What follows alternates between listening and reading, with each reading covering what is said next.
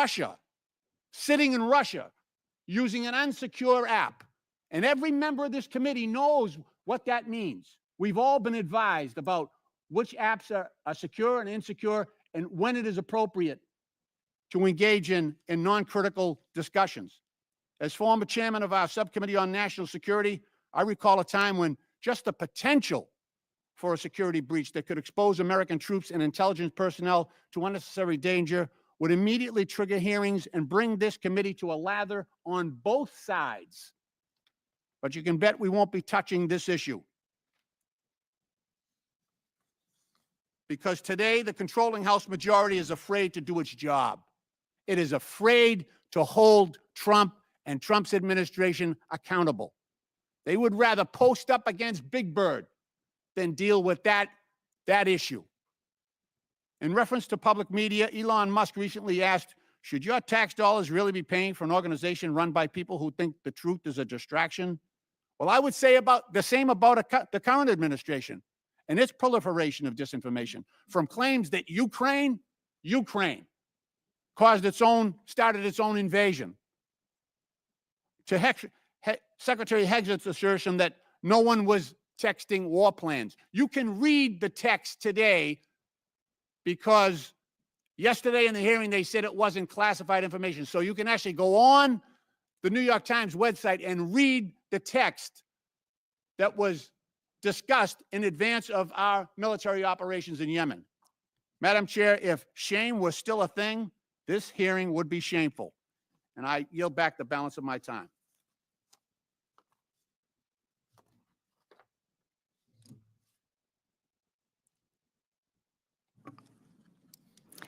I am pleased to introduce our witnesses today. Paula Kerger is the President and Chief Executive Officer of the Public Broadcasting Service, also known as PBS. Katherine Maher is the President and Chief Executive Officer of National Public Radio, also known as NPR. Mike Gonzalez is the Angelus T. Arredondo E Pluribus Unum Senior Fellow at the Heritage Foundation. Ed Ullman is the President and CEO of Alaska Public Media. Again, I want to thank you all for being here to testify today. Pursuant to Committee Rule 9G, the witnesses will please stand and raise their right hand. Do you solemnly swear or affirm that the testimony that you are about to give is the truth, the whole truth, and nothing but the truth, so help you God? Let the record show that the witnesses answered in the affirmative.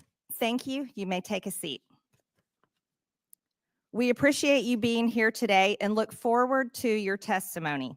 Let me remind the witnesses that we have read your written statement and it will appear in full in the hearing record. Please limit your oral statement to 5 minutes. As a reminder, please press the button on the microphone in front of you so that it is on and the members can hear you. When you begin to speak, the light in front of you will turn green. After 4 minutes, the light will turn yellow. When the red light comes on, your 5 minutes have expired, and we would ask that Good you morning, please do your everyone. best Good to wrap morning, up. good morning, good morning. I now recognize Katherine Maher for her opening statement. Well, looks like we are just getting started on this hearing. They're Chairwoman getting Green, housekeeping Ranking Member Lynch, out of and the distinguished way members and of the the rules of subcommittee. the engagement. My name is Katherine Maher, and I'm the President and CEO of National Public Radio, and I welcome the opportunity to discuss the essential role of public media in delivering unbiased, nonpartisan, fact-based reporting to Americans. Americans listen to public radio as they commute, as they work, and in the kitchen as they cook with family. Nearly 100% of Americans live within range of a public radio station. We cover what matters to local communities, crop prices, cook-offs, and local sports teams, alongside news of the nation and the world, from the halls of Congress to coverage of our troops overseas. Today, Americans have more media choices than ever. The rise of podcasting has established a competitive free market for audio news and information. And every day, I am honored to know that we have 43 million listeners from every state in the nation. Amidst this competition, local stations choose to become members of NPR for the value we provide. For example, we are the only non-paywalled news outlet with a dedicated reporter covering veterans issues. While NPR is only 25% of station programming on average, audiences for NPR bring the scale and revenue that subsidize essential local programming. Local public media journalism has never been more important to American families who consider it part of the fabric of their communities. It correlates with higher rates of civic engagement, greater civic cohesion, and economic advantages, such as better municipal bond ratings. Recent independent polling found that more than 60% of all Americans and more than half of Republicans trust public broadcasting to deliver fact-based news. I understand the subcommittee has questions about funding for NPR and public radio. The vast majority of federal dollars, more than $100 million of the $121 million annual appropriation for public radio, goes directly to 386 local, non-commercial stations across the nation. This highly efficient investment enables your local stations to raise an average of $7 for every federal dollar. As a grantee of the Corporation for Public Broadcasting, NPR received federal funding of $11.2 million last year. These funds allow us to maintain the national public radio satellite system, helping safeguard our national security, civil defense, and disaster response, and enabling public radio to reach every corner of America. Additionally, these funds help protect journalists covering our troops overseas and reverse the decline of local journalism. As a recipient of federal funds, it is our responsibility to answer legitimate questions about why public funds should go to NPR, whether we are truly committed to serving all Americans, and whether the institution is an effective steward of taxpayer dollars. I hear, respect, and understand your concerns regarding bias and whether public media is relevant in a commercial landscape, and I'd like to spend a minute sharing with you my actions to address your concerns. First, it is critical for NPR's newsroom to operate with the highest journalistic standards. That means that they do their jobs independently, and as CEO, I have no editorial role at NPR. In other words, I do not decide what we cover or how we cover it. I lead NPR's strategy, ensuring we have resources and policies in place to serve all Americans, not just those with a specific point of view. I was brought into NPR to revive and reorient the organization and bring public media to a wider audience, a new generation, and new platforms. We have a responsibility to serve Americans across the full political spectrum in a trustworthy, nonpartisan fashion. It is essential that we deliver on this commitment, and we have work to do, and we are doing it. In May, we launched an initiative to improve our editorial review processes to make sure all pieces are fair and comprehensive. We hired new editors and analysts to ensure we're giving fair airtime to different voices and issues. We started regular meetings with our nearly 200 local newsrooms so we can plan together for the needs of their audiences. And the early results are positive. Our digital platforms, where we have the best data about our listeners, the political beliefs of our visitors mirror the makeup of the country across the ideological spectrum, and we're seeing growth in readers and listeners. I joined NPR because I believe that our strong and dynamic nation deserves great public media for all. Americans are smart and curious, and they want us to cover issues that matter, from the price of eggs to national security. It's our job to deliver truthful facts and information so citizens can make up their own minds. I believe Americans voted for a transformative administration, and it is our responsibility to cover that transformation fairly, with integrity and tenacity. I have been CEO for 1 year and 1 day. I have made changes to leadership and planning, invested in editorial integrity, committed to expanding our audiences and our relevance for all Americans. While we have taken significant steps in the right direction, the journey can't be completed overnight. Given the support that 75% of Americans have for public media, I ask Congress to give us the opportunity to continue to serve the American public. I will invite you to listen with a fresh ear, and to that end, our newsroom invites you to join us on air, and I welcome your questions. Thank you, Ms. Maher. I now recognize Paula Kerger for her opening statement. Chair Taylor Greene, Congressman Lynch, and members of the subcommittee. My name is Paula Kerger, and I'm the president and CEO of PBS, a role that I've held for 19 years. It is my honor to be here on behalf of the 336 PBS stations who serve every community in the United States. There's nothing more American than PBS.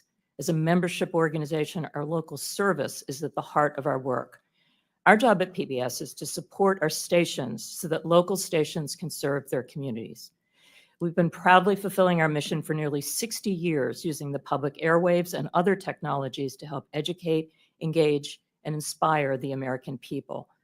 That mission is our guide star and remains just as important today as when the Public Broadcasting Act was signed into law in 1967. PBS stations provide something that cannot be found on commercial networks. This is because PBS stations are focused on the needs and interests of the viewers they serve. Especially in rural areas, PBS stations are the only outlet providing coverage of local events. For example, high school sports, local history and culture content, candidate debates at every level of the election ballot, and specialized agricultural news. Local stations also partner with other community organizations to address issues of concern like Veterans Affairs and the opioid crisis. Finally, communities depend on the essential public safety information and emergency alerts our local stations provide. Our programming comes from our local stations. For example, Southern Storytellers was produced by Arkansas PBS for our national audience. This program highlighted Southern culture through its literature, music, and film. Across the country, nearly 4 million people watch Southern Storytellers, helping Americans learn about our shared history and what brings us together as a people and a nation. Our stations pool resources to invest in programming that will benefit all Americans, ranging from history and science to art and music. For example, Firing Line with Margaret Hoover creates a forum for people with a wide range of views to respectfully share ideas. While programs like Independent Lenses, Matter of Mind, My Alzheimer's explores the challenges facing many American families. And we celebrate what makes our country great. A Capitol Fourth and the National Memorial Day concert honor our nation's ideals, our service members, and our veterans. Looking ahead, we will mark our nation's 250th birthday with a landmark initiative headlined by a new major series from Ken Burns, The American Revolution. Our educational programming for children is one of the most important aspects of our service to the American people. I strongly believe that the programming we offer to prepare children for the future is the most essential work that we do. Today, more than half of all preschool-age children are not enrolled in pre-kindergarten programs. Our content has helped tens of millions of children prepare for success in school and in life with free programming that is available everywhere children are, on air, online, and in the classroom. Our educational programming is backed by scores of research studies showing that our programs like Daniel Tiger's Neighborhood and Super Y help kids develop essential skills like reading, math, and problem solving. We are proud that nearly 9 out of 10 families agree that PBS is the most trusted, safe, and educational media brand for children. Because our programming is free and universally available, we are able to reach more low-income families than any other media company. In fact, our viewers overall reflect the wide variety of communities we serve. Our audience mirrors the overall U.S. population with respect to education, income, and geography. Each month, over 160 million television and online viewers explore the world through our trusted content. And more than 3/4 of Americans feel that PBS stations provide excellent value to their communities. For over 2 decades, the American public has consistently ranked public television as one of the best investments the government makes. More than 70% of the CPB funds from Congress go directly to our stations. And for every dollar of that vital seed money, local stations raise 7 to support their work. This is one of the best, most successful examples of a public-private partnership. When I think about the need for our service, I think of a man I met during a visit to a local station in Nebraska. He was a rancher with young children, and he drove hours to attend a local station event. He pulled me aside and told me this: we need PBS. We don't live near a preschool. My children have learned to read watching PBS shows, and the shows we watch on PBS are our connection to the rest of America. That is why Your PBS children should be and learning to read from you. 336 local stations in your communities do what we do. PBS programming and the services that local stations provide bring Americans together. It is valued, needed, and trusted by the American people. I appreciate the opportunity to be here today, and I look forward to your questions. Thank you, Ms. Kerger. I now recognize Mike Gonzalez for his opening statement. Thank you, Chairwoman Taylor Green, Ranking Member Lynch, for allowing me to appear before you today. My name is Mike Gonzalez. I'm a senior fellow at the Heritage Foundation. The views expressed are my own and should not be construed as representing any official position of the Heritage Foundation. Before joining Heritage 16 years ago, I was a journalist for many years. I worked in Latin America, Asia, and Europe, traveled with the Mujahideen in Afghanistan, was arrested in Panama, witnessed China's takeover of Hong Kong, and covered the stock market for the Wall Street Journal. I have even covered high school sports. I know that journalists can keep their prejudices in check. That is, if they want to. This ability to give all sides a hearing becomes an even more serious obligation when taxpayers are coerced to pay for you. Yet NPR, PBS, and the other state broadcasters refuse to abide by the simple code of decency. For decades, they've asked for more money while telling conservatives to get lost. But the nation today is in a very different place, with $36 trillion in debt. And more importantly, we're seeing not just a shift in our cultural vibe, but a shift in societal paradigms. Through their egregious bias, NPR and PBS have violated the public trust. Public media needs to be defunded, and the CPB needs to be dissolved. It's a matter of simple fairness. Multiple arguments can be made. I will list just a few. We're deeply in debt. Number two, the arrangement is unfair to private sector media competitors. Number three, public broadcasting was created with the promise that it would be educational. But now that thousands of competitors have come online, public media has become, as George Will says, like the human appendix, vestigial and purposeless. The funding is a regressive tax, an obnoxious wealth transfer from working families to the affluent. But the ultimate factor is the broadcaster's unforgivable political bias. What we have today is a circular, undemocratic relationship. Democrats unanimously vote for more and more money for public media, and in exchange, public media heavily tips the scale in their favor. It is a nice arrangement for them, but it must end. NPR's and PBS's foolhardy embrace of progressive views and constant denigration of conservative ones is quantifiable. Thank you. I referred you to my written testimony. Besides my own examples, I cite the research of Tim Graham, as well as NPR veteran Yuri Berliner, who says, quote, an open-minded spirit no longer exists within NPR. Rather than pause and reflect, NPR instead chose to circle the wagons and assassinate Berliner's character. This is part of a pattern. In 2010, NPR fired Juan Williams and vilified him as a psycho after he dared to flout the network's progressive orthodoxy. The people running NPR remain, in Mr. Williams' words, an insulated cadre of people who think they're right and who have a hard time with people who are different. They went completely off the rails when Donald Trump was elected in 2016. Coverage, quote, veered towards efforts to topple the Trump presidency, Berliner said. NPR hitched its wagon to the false claim that Russia had colluded with the Trump campaign. It also refused to cover the Hunter Biden lab story. After the 2020 riots, NPR firmly sided with those who affirmed, without a shred of evidence, that America is an oppressive society gripped by systemic racism.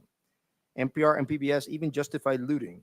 Rather than use journalism as a truth-seeking tool, NPR and PBS distorted journalism to further a political agenda. Yamiche Alcindor, the liberal activist that PBS hired to cover the White House, routinely used the platform to make unsubstantiated allegations against President Trump. President Biden, she presented as, quote, a moral and decent man, unquote. Or consider Katherine Maher's appointment as NPR CEO. Her long record of comments leave zero doubt that she's not only a committed progressive, but someone whose disdain for free expression disqualifies her from being anywhere close to the levers of power at a media institution. And what does she think of President Trump? He's, quote, a deranged racist sociopath. Ms. Maher is an American. She's entitled to her views. The question is whether NPR is entitled to appoint her as CEO and then ask conservatives to just pony up. Public media's main argument now is that it is essential for weather emergencies in hard-to-reach places, and that without public money, local news will cease to exist. But over 98% of Americans today have a mobile phone. Even Alaska, one of our most isolated states, has high levels of internet penetration. As for the claim that the taxpayer is the last available business model for local news, NPR and PBS are asking us to believe something laughable, that the government can fund a media structure that actually keeps the government in check. I urge you not to try to mend public broadcasting. End it.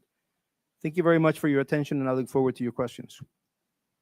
Thank you, Mr. Gonzalez. I now recognize Ed Ullman for his opening statement. Madam Chair, Ranking Member, and distinguished members of the subcommittee, it is an honor to be here today. My name is Ed Ullman. I'm the President and CEO of Alaska Public Media.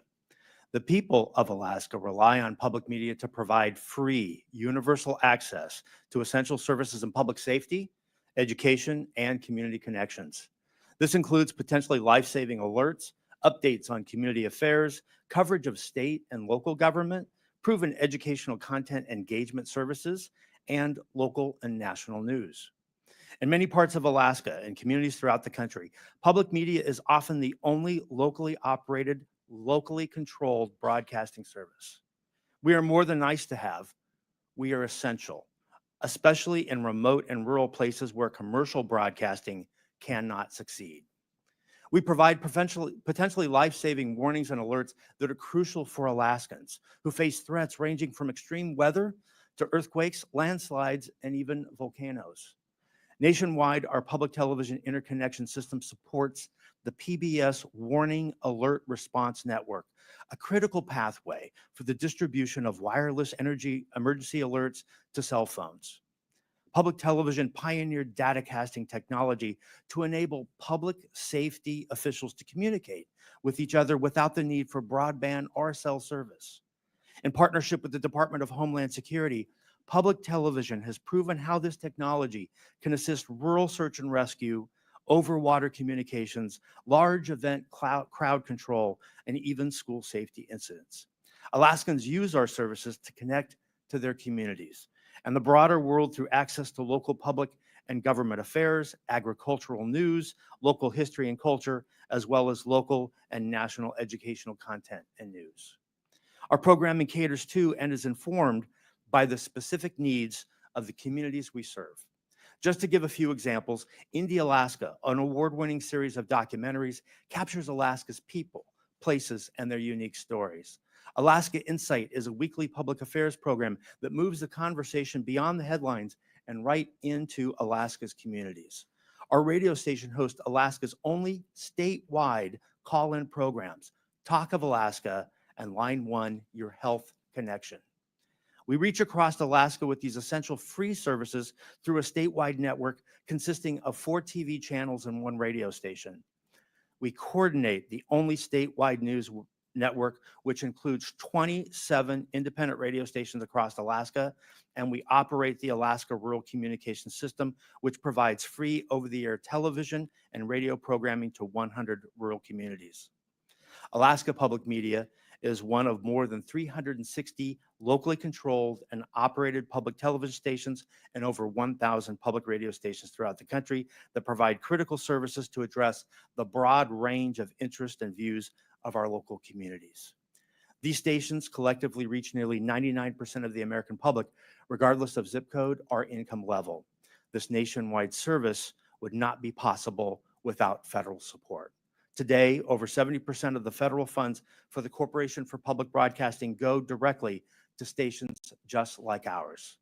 Our system leverages this crucial seed money 7 times over in highly efficient public-private partnerships. Reducing or eliminating federal funding would be devastating and could cause the closure of many stations, especially the most rural and remote. Our highest costs come from maintaining broadcast and IT infrastructure, local programming, and community engagement, all of which would be in serious jeopardy without federal funding. Cuts to our national partners, PBS and NPR, would have a similar impact, particularly in small and rural markets. The broad range of news and educational programming that we receive from these organizations is popular with Alaskans. Without this national content, we would receive less local support, endangering the local services we provide. This national local model efficiently leverages economies of scale and allows us to provide the unique mix of local programming and national content that Alaskans want. Congress's support for the mission of public broadcasting to provide every American access to free, non-commercial quality educational programming remains critical. It allows us to connect Alaskans with each other and with our neighbors in the lower 48, and to connect the nation with us. I urge Congress to maintain federal funding for public broadcasting to ensure that local stations around the country can continue to provide essential services to their local areas. I welcome your questions. Thank you, Mr. Ullman. I now recognize myself for 5 minutes of questions. Ms. Maher, your public statements and social media posts reflect left-wing ideology and blatant opposition to free speech. After all, you were the head of Wikipedia for many years. which is a platform that doesn't tell the truth. Let's walk through some of your statements so the public can understand your personal views. You said your fellow Americans just elected Donald Trump as president again this past November. You called him a deranged racist and sociopath. You posted on X that America is addicted to white supremacy. It's appalling. You've publicly chastised using the phrase boy and girl, which you said erases the language for non-binary people. There's only two genders, by the way. Ms. Maher, the federal funding that your outlet receives comes from all American taxpayer dollars, not just from your viewers who support such statements as these. Let me inform you, and that your federal funding is also paid for by the other half of the country, the 77 million Americans who voted for President Trump, someone you called a deranged racist sociopath. Ms. Maher, many find your pro-censorship and anti-free speech views more concerning than your politics. The only speech you like seems to be speech that you agree with. In 2021, you called the First Amendment the #1 challenge in American journalism because it makes it hard to crack down on bad information. You said in a TED Talk that our reverence for the truth might be a distraction. You've also expressed support for deplatforming individuals you view as fascist. Who do you think should be charged with cracking down on so-called bad information? Is it NPR? Is it the government? Is it you, Ms. Maher? Congresswoman, Madam Chair, thank you so much for the opportunity to address this. I know. Is it up to you and NPR to crack down on bad information or decide the truth? Answer the question, yes or no, Ms. Maher. Absolutely not. I'm a very strong believer in free speech, and I believe that more speech. Your public statements say otherwise. Ms. Maher, in 2021, when speaking at an Atlantic Council event, you said that when you were CEO of Wikipedia, you took a very active approach to disinformation and misinformation. During the COVID pandemic and the 2020 election, you said you censored information through conversations with government. Which governments were those, Ms. Maher? The Biden administration, yes or no? Madam Chair, Wikipedia never censored any information. These are your public statements, Ms. Maher. Ms. Maher, are you familiar with Section 399B of the Communications Act? It prohibits non-commercial education broadcast stations, NCEs, from airing commercials on behalf of for-profit entities. The FCC recently opened an investigation into the underwriting announcements and related policies of NPR and PBS. Does NPR air commercials for for-profit entities, Ms. Maher? Yes or no? Madam Chair, we are in full compliance with the FCC's inquiry and will continue to cooperate. I remind you, you're under oath, and violations of the Communications Act comes with a fine up to $10,000 and possibly up to a year in prison. Does PBS air for-profit commercials, Ms. Kerger? We air underwriting announcements, and we believe we are in full compliance with the FCC, and we look forward to delivering the material required in this part of this investigation. We look forward to that too. I'm assuming you're concerned, both of you are concerned about this, and that's why you brought so many attorneys with you today. Ms. Kerger, using taxpayer subsidies, PBS funded Independent Lens to make documentaries for part of your programming. In 2016, Real Boy was aired about a trans teen navigating adolescent sobriety and the ramification of his gender identity. In 2022, the same series aired Our League, in which a trans woman comes to her old school Ohio bowling league, and a story about transition. Then in 2024, A Racist Trees was aired, telling a story of how in Palm Springs, a Black neighborhood fights to remove a divisive wall of trees. Do you think PBS needs to fund ridiculous material such as this that the taxpayers are having to pay for? These are documentary films that are point of view pieces that are part of our primetime schedule for adults. And parents and adults don't trust that type of programming.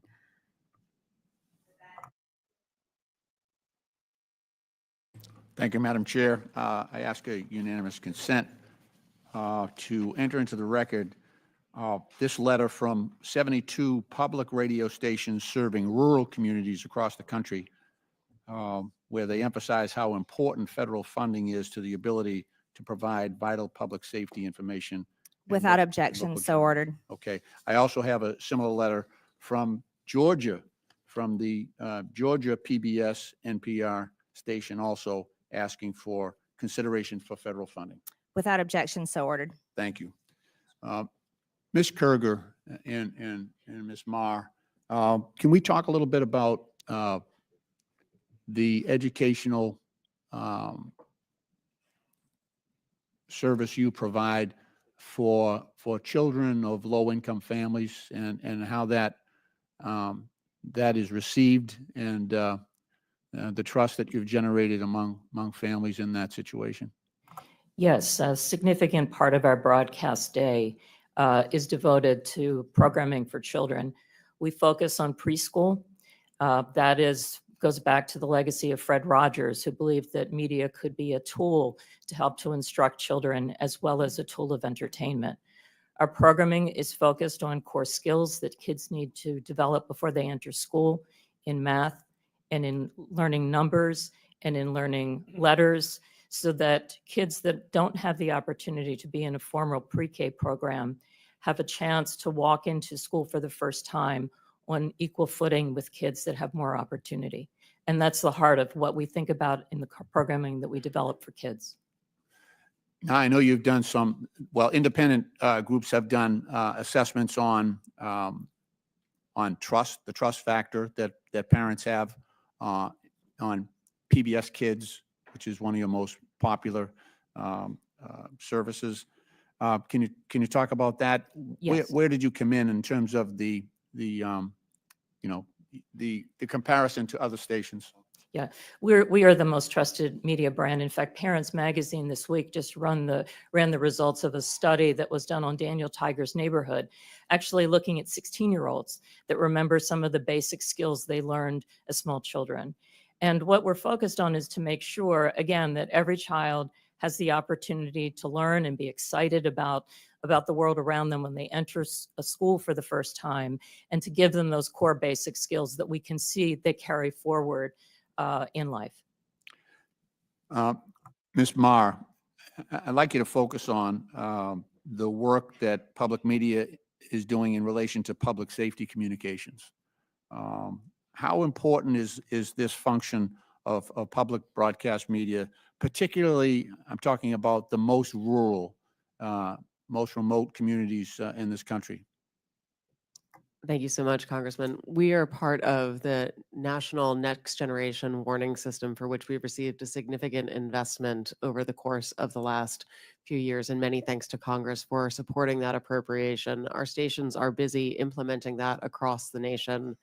We also are part of the the statewide emergency plans for more than 20 states. You'll see the importance and value of public radio in particular when we face extreme weather. For example, whether in Ashland, North Carolina, recently, Blue Ridge Public Radio was the only news information source available for nearly 2 weeks as people struggled with outages of water and electricity, and certainly outages of cell phones and internet. Recently as well, my colleague from Alaska would be able to speak to Raven Public Media, which had a very similar experience of 2 weeks of outages in which the local media station was again the only source of information for that community.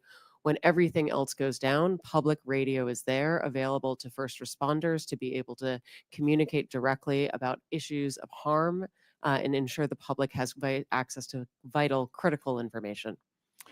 Now, I mean, there's a lot of information out there, a lot of stations out there, but we're talking, what's the difference here when you have a paywall-free, non-subscription access for some of these communities?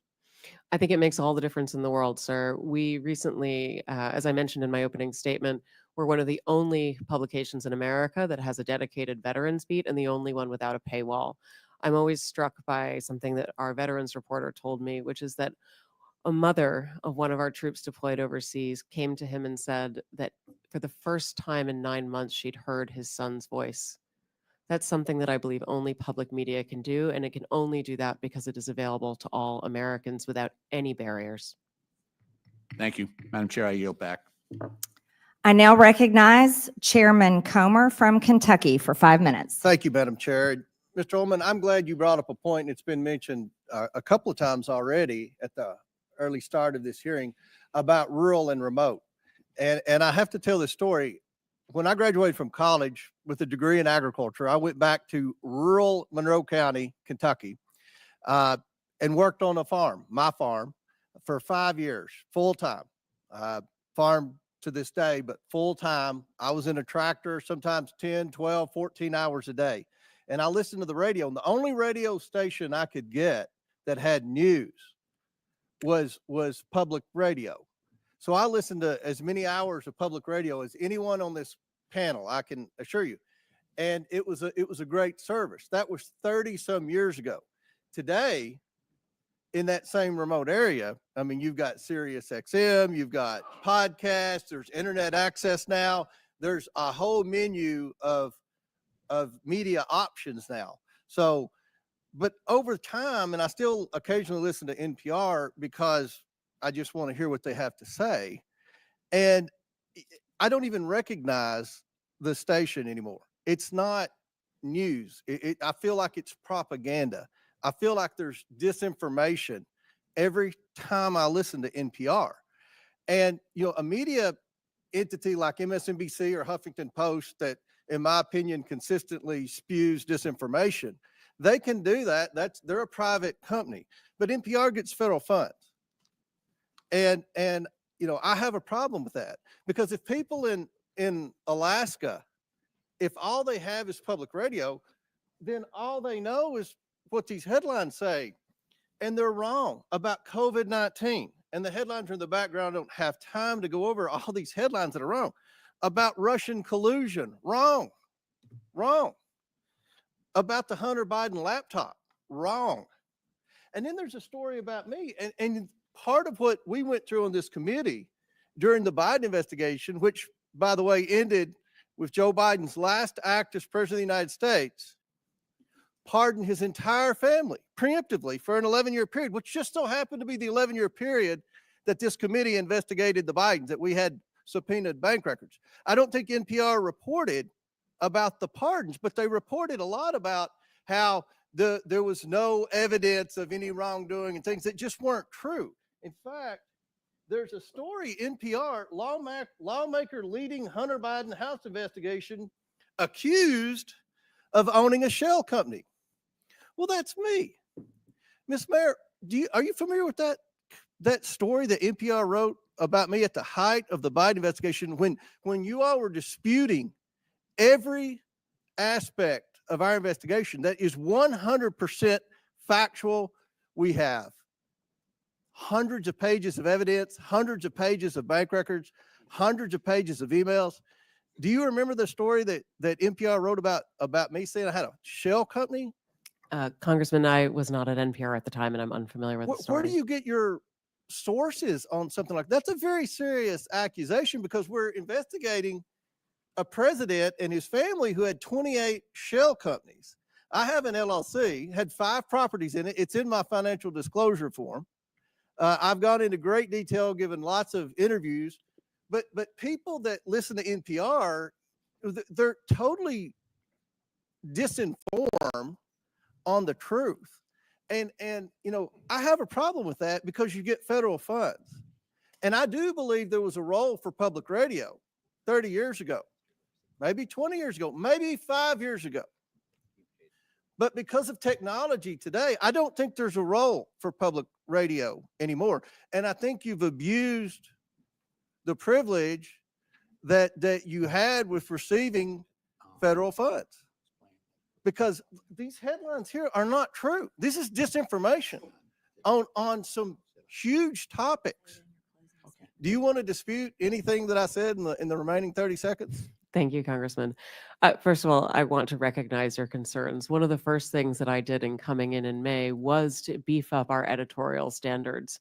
I directed my editor-in-chief, who, by the way, Why is NPR even doing editorials? I'm I mean, so should I'm so NPR sorry. even do editorials? I don't mean editorial in terms of opinion editorial. Do I you just even need opinion? What does it matter with the opinion? If you're a federally funded entity that's supposed to provide the news, can you not provide the news? Of course, Fair and balanced? Of course, Congressman. I mean, editorial standards for our journalism was to beef up our editorial practices, bringing in more editors to make sure that we have more points of view reflected in every story. I've engaged in a number of actions Well, trying to and address my some of time's these expired. concerns. I've lost confidence in public radio. I don't think, Madam Chair, they should get a penny of federal funds. I yield back. Thank you, Mr. Chairman. I now recognize Mr. Garcia from California for 5 minutes. Well, thank you, Madam Chairwoman. I want to first begin by thanking all of our witnesses that are here today. I know that there's a lot we should be discussing right now at this hearing. We've, of course, had some pretty shocking security breaches that we're just learning about through a lot of our national security officials. We know that Pete Hegseth should be removed from office or should resign. We have Donald Trump, who, of course, is crashing the stock market. He's taken away millions of programs and hurting people across this country. What the hell does this have to fund do with tax public radio, giveaways to sir? billionaires. Come And our on. constituents can't access their Social Security benefits. Now, I think actually Chairwoman Green supports everything that the Trump administration is actually doing. So instead of a serious hearing, we're here to attack NPR and PBS. So let's get right into it. Now, Ms. Kerger, the American people want to know, is Elmo now, or has he ever been, a member of the Communist Party of the United States? A yes or no? No. Now, are you sure, Ms. Kerger? Because he's obviously red. Well, he is a puppet, but no. Now, that's not all. He also has a very dangerous message about sharing and helping each other. He's indoctrinating our kids that sharing is caring. Now, maybe he's part of a major socialist plot, and maybe that's why the chairwoman is having this hearing today. But let's talk about somebody else. Let's talk about Cookie Monster. Now, we know that Health Secretary RFK Jr. is coming out against fast food and baked goods. Are we silencing pro-cookie voters? Yes or no? Ms. Kerger? But cookies are a sometime food. Well, thank you. And now I agree with you. And let's also talk about the most important maybe character on Sesame Street. This is actually Big Bird.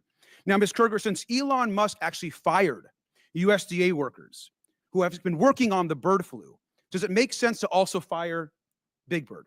Yes or no?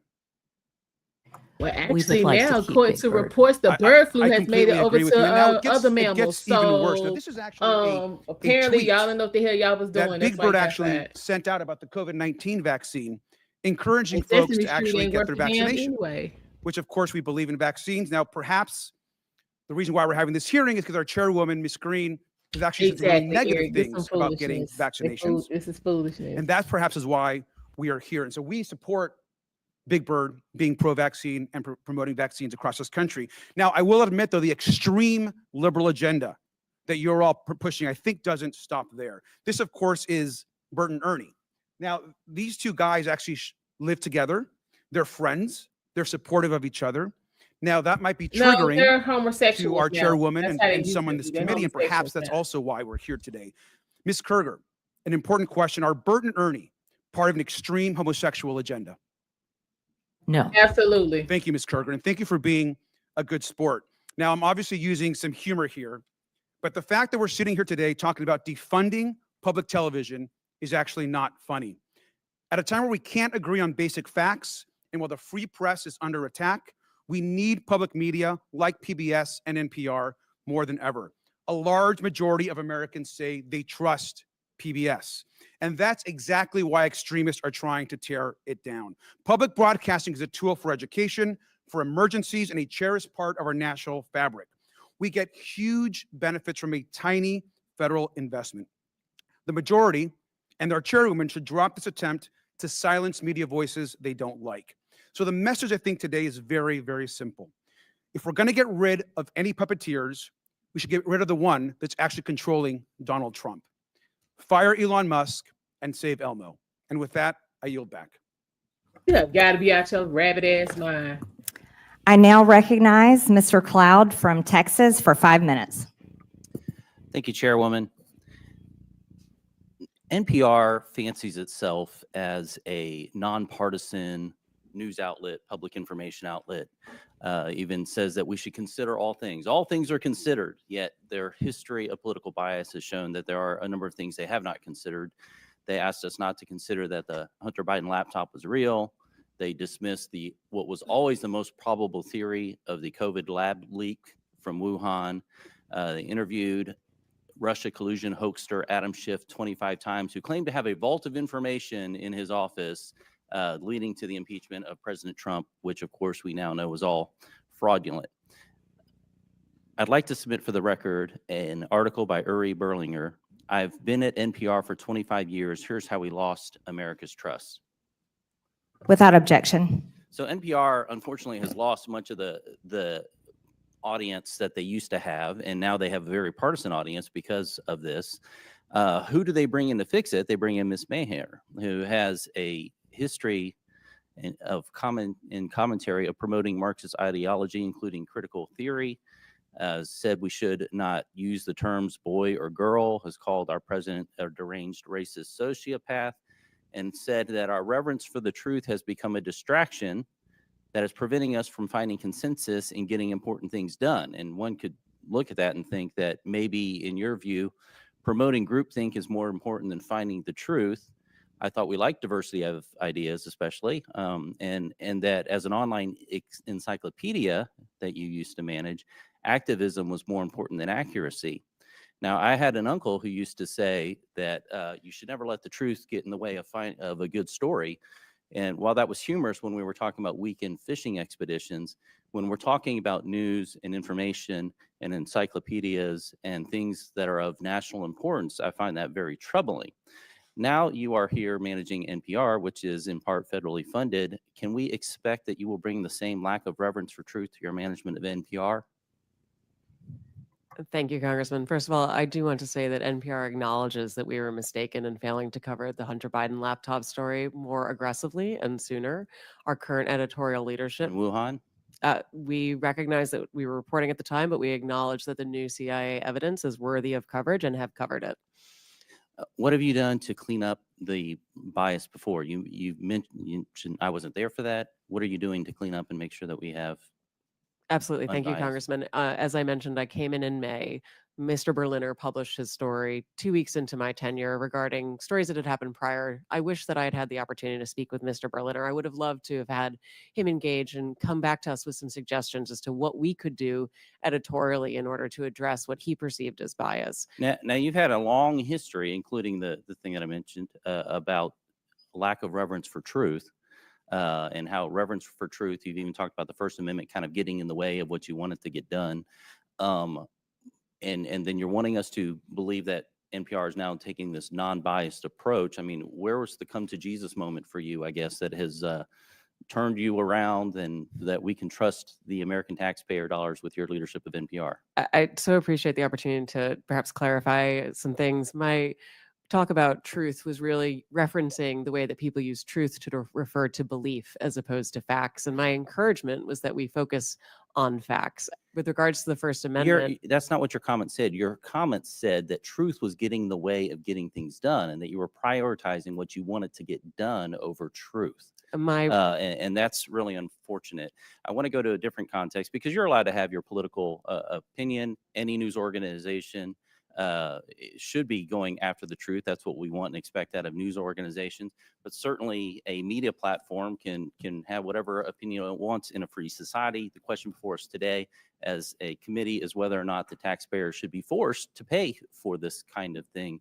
Mr. Gonzalez, I wanted to get your take on this about why the corporate public broadcasting is it still relevant today? I mean, we're in a different context than we were in the 60s, where maybe not every home had a television. Now, many of them have multiple televisions, and certainly most have a screen in their pocket most times during the day. I have 3 here on my desk. And so it seems like we're in a different context of where could we possibly get the news today or information? Could you speak to the importance or lack thereof of the Corporation of Public Broadcasting in the context of where we are today in society. Yeah, right. When it came on after the passage of the 67 Public Broadcasting Act in the early 70s, there were only 3 networks. We had Cronkite, Reasoner, and the other guy. And PBS added by a third the number of networks that we had. That's not the case today. And as far as education, which has been diminished, and by the way, I believe that Sesame Street was sold to HBO 10 years ago. But as far as the educational value, we have an unending stream of educational content online. I could reel off a number of websites and that people can access, YouTube channels where kids of all income levels can access educational content. So but basically, as I said in my testimony, it goes back to the basic unfairness that conservatives for 50 years have been saying, but you're completely biased. And they have the audacity to say, oh, no, we're not. And you have to just pay us. And it's just, that is the basic. The gentleman's time has expired. Thank you, Mr. Gonzalez. I ask Madam unanimous consent to enter into the record an article published today by Yuri Berliner about NPR, basically saying that the bias has not changed.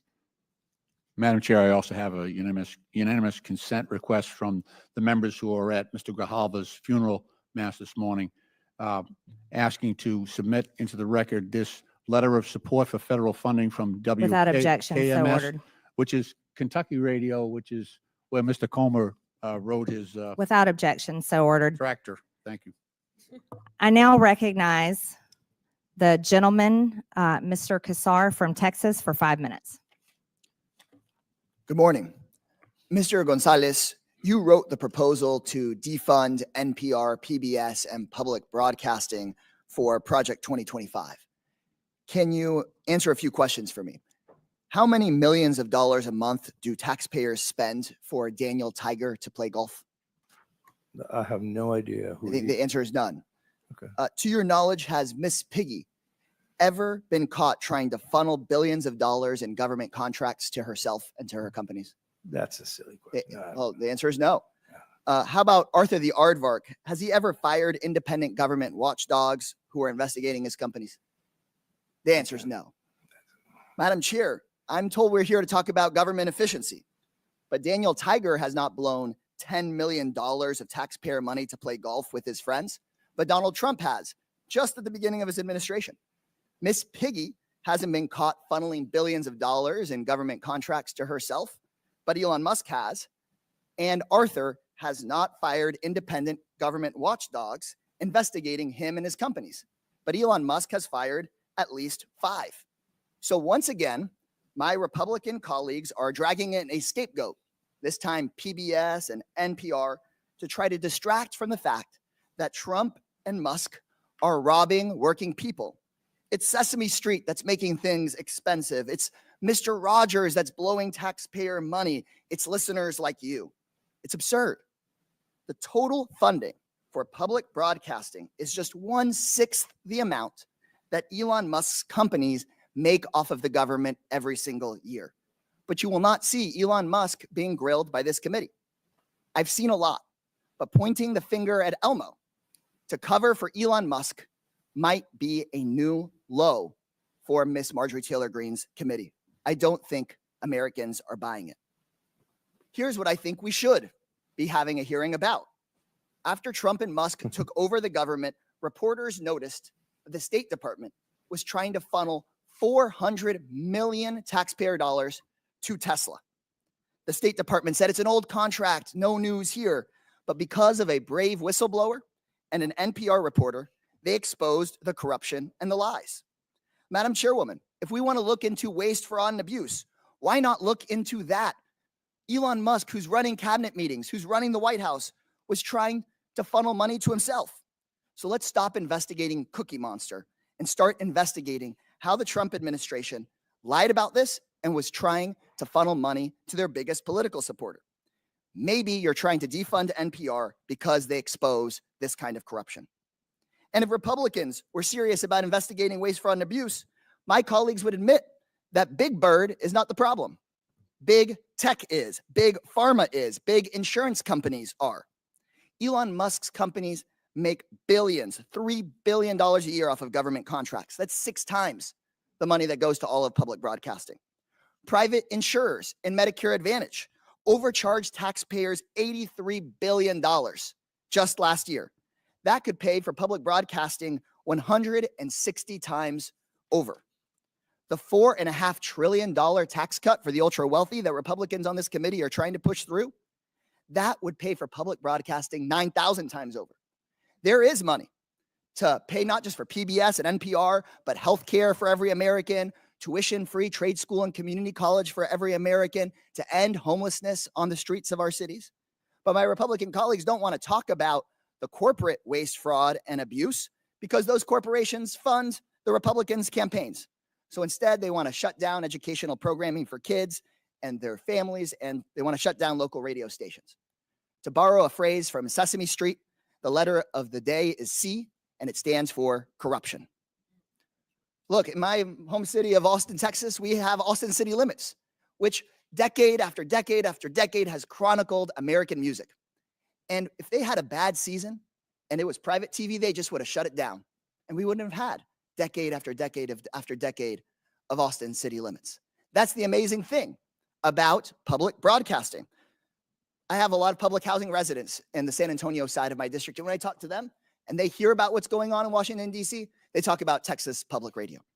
And I just heard my colleagues talking about educational programming for kids on YouTube. That stuff is loaded with ads. And also on other forms of private television, they're selling you and your kids stuff, making people feel bad. They're trying to make a profit off of you.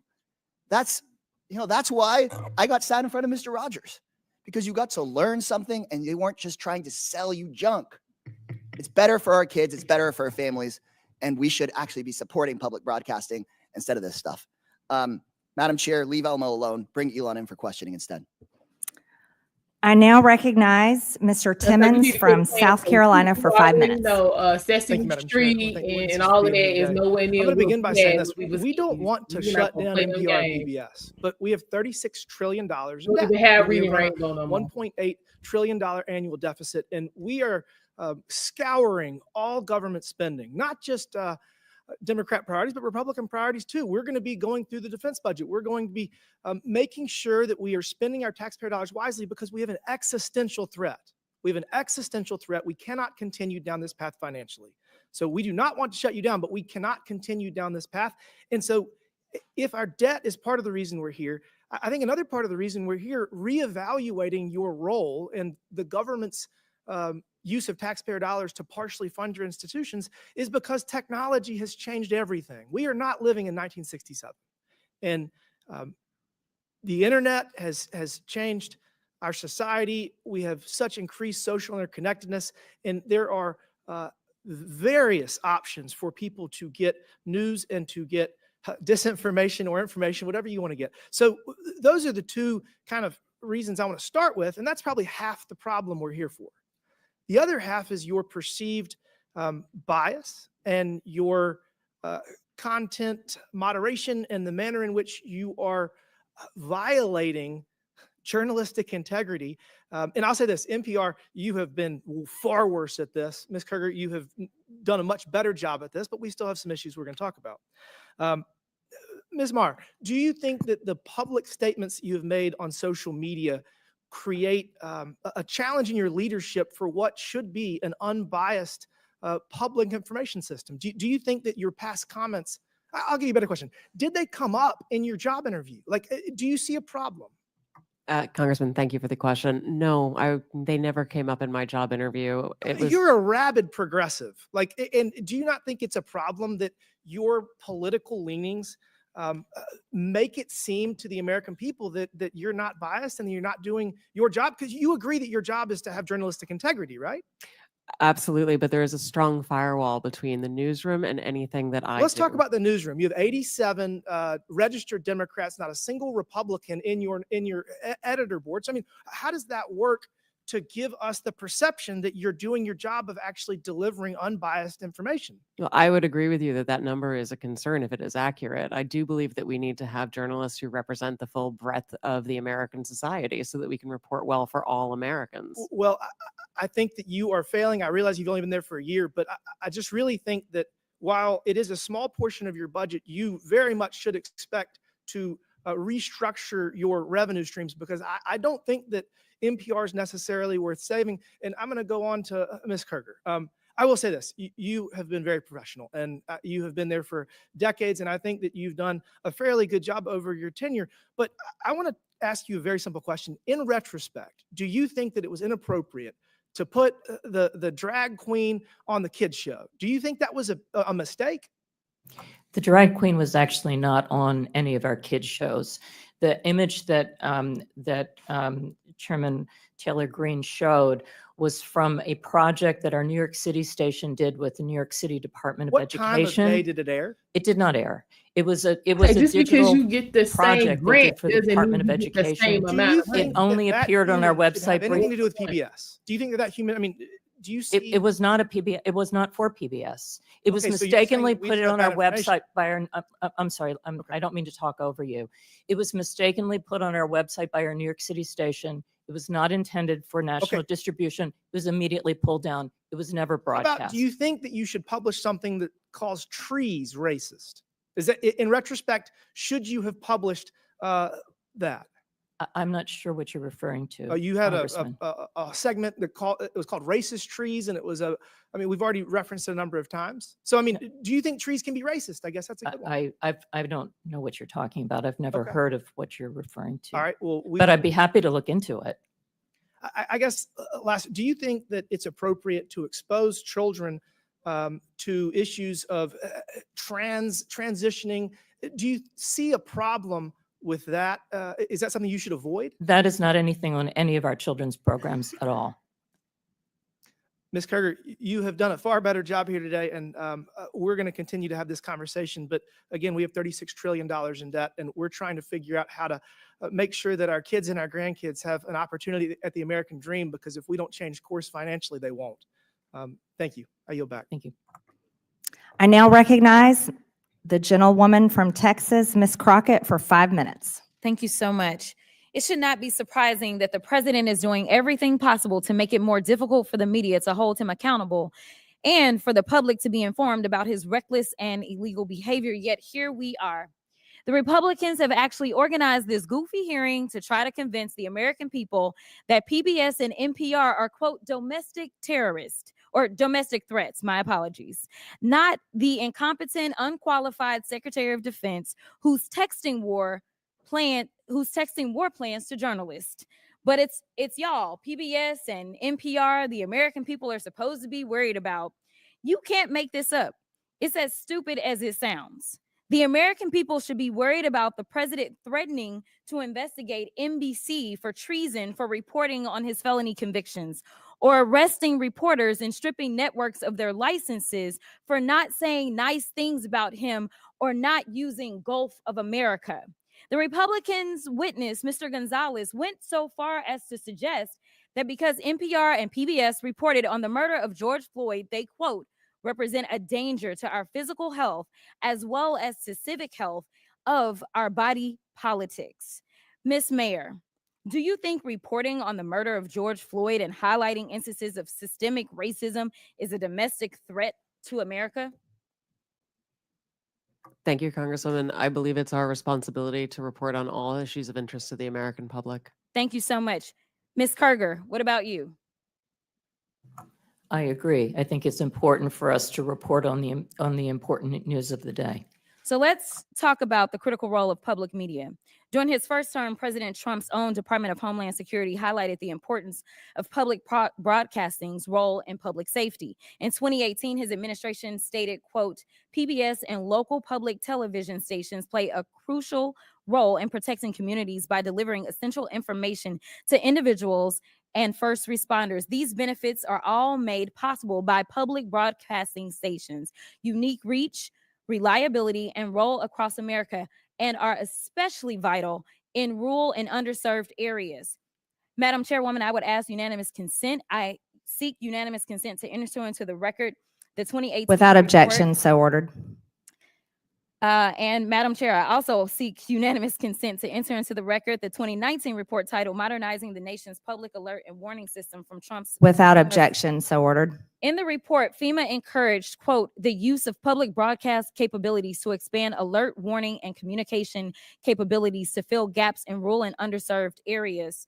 Mr. Ullman, what's a more significant domestic threat, reporting the murder of George Floyd or dismantling most of America's emergency communication systems? Can you please repeat the question for me, Congresswoman? Which one is more of a threat, reporting the murder of George Floyd or dismantling most of America's emergency communication systems? Dismantling the emergency systems. And isn't it true that in Barrow, Alaska is the only, Yeah. isn't it true that KBRW-AM in Barrow, Alaska is the only broadcast service available in an area of more than 90,000 square miles? That is correct. It's also the North Slope where the majority of all the oil production that comes from Alaska takes place. Thank you so much. And isn't it true that without these stations broadcast, Americans in rural communities would lack access to life-saving information and public safety alerts? That is correct. So in your opinion, would eliminating funding for stations in rural America like WNGH Channel 18 in the chairwoman's district hurt Americans?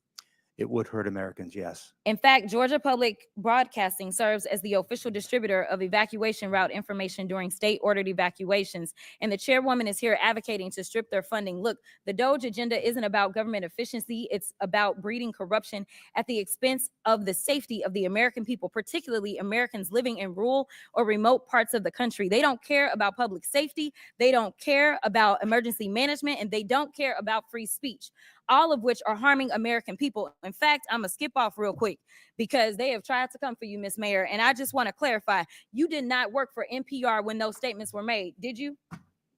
That is correct, Madam And to Chair. be clear, free speech is not about whatever it is that y'all want somebody to say. And the idea that you Girl, want you to shut seem to down think that works for everybody you. that What is you not talking about, Fox Jan? News is bullshit. We need to stop See, we playing ain't here for because you. that's what y'all are doing in here. We've You been watching don't this want for a to whole hear hour. the You first opinions wanted of anybody else. And the Constitution says Congress shall make no law respecting or establishing of religion or prohibiting the free exercise thereof or abridging the The freedom of gentlewoman's speech time has or expired. press. The gentlewoman's time has expired. Madam Chairwoman, can I put something into the record? Unanimous consent, please. Without objection, so ordered. Thank you. I'd like to put under this NPR article what Biden preemptive pardons for family members could mean for presidential powers. If I could submit to the record. Without objection, so ordered. I now recognize the gentleman from Ohio, Jim Jordan, for 5 minutes. Thank you, Madam Chair. Ms. Maher, who is Uri Berliner? Mr. Berliner is a former senior editor, That's all? a former senior business editor for NPR. How long do you work at NPR? I believe he was there just over 25 years. 25 years? Award-winning journalist? Did he win any awards? Our time did not Peabody overlap. Award? That's pretty important, isn't it? That is So absolutely. pretty distinguished journalist, right? Certainly. And he wrote a long story about what you do at NPR. Is NPR biased? Congressman, I have never seen any instance of Never? political bias determining editorial decisions. No.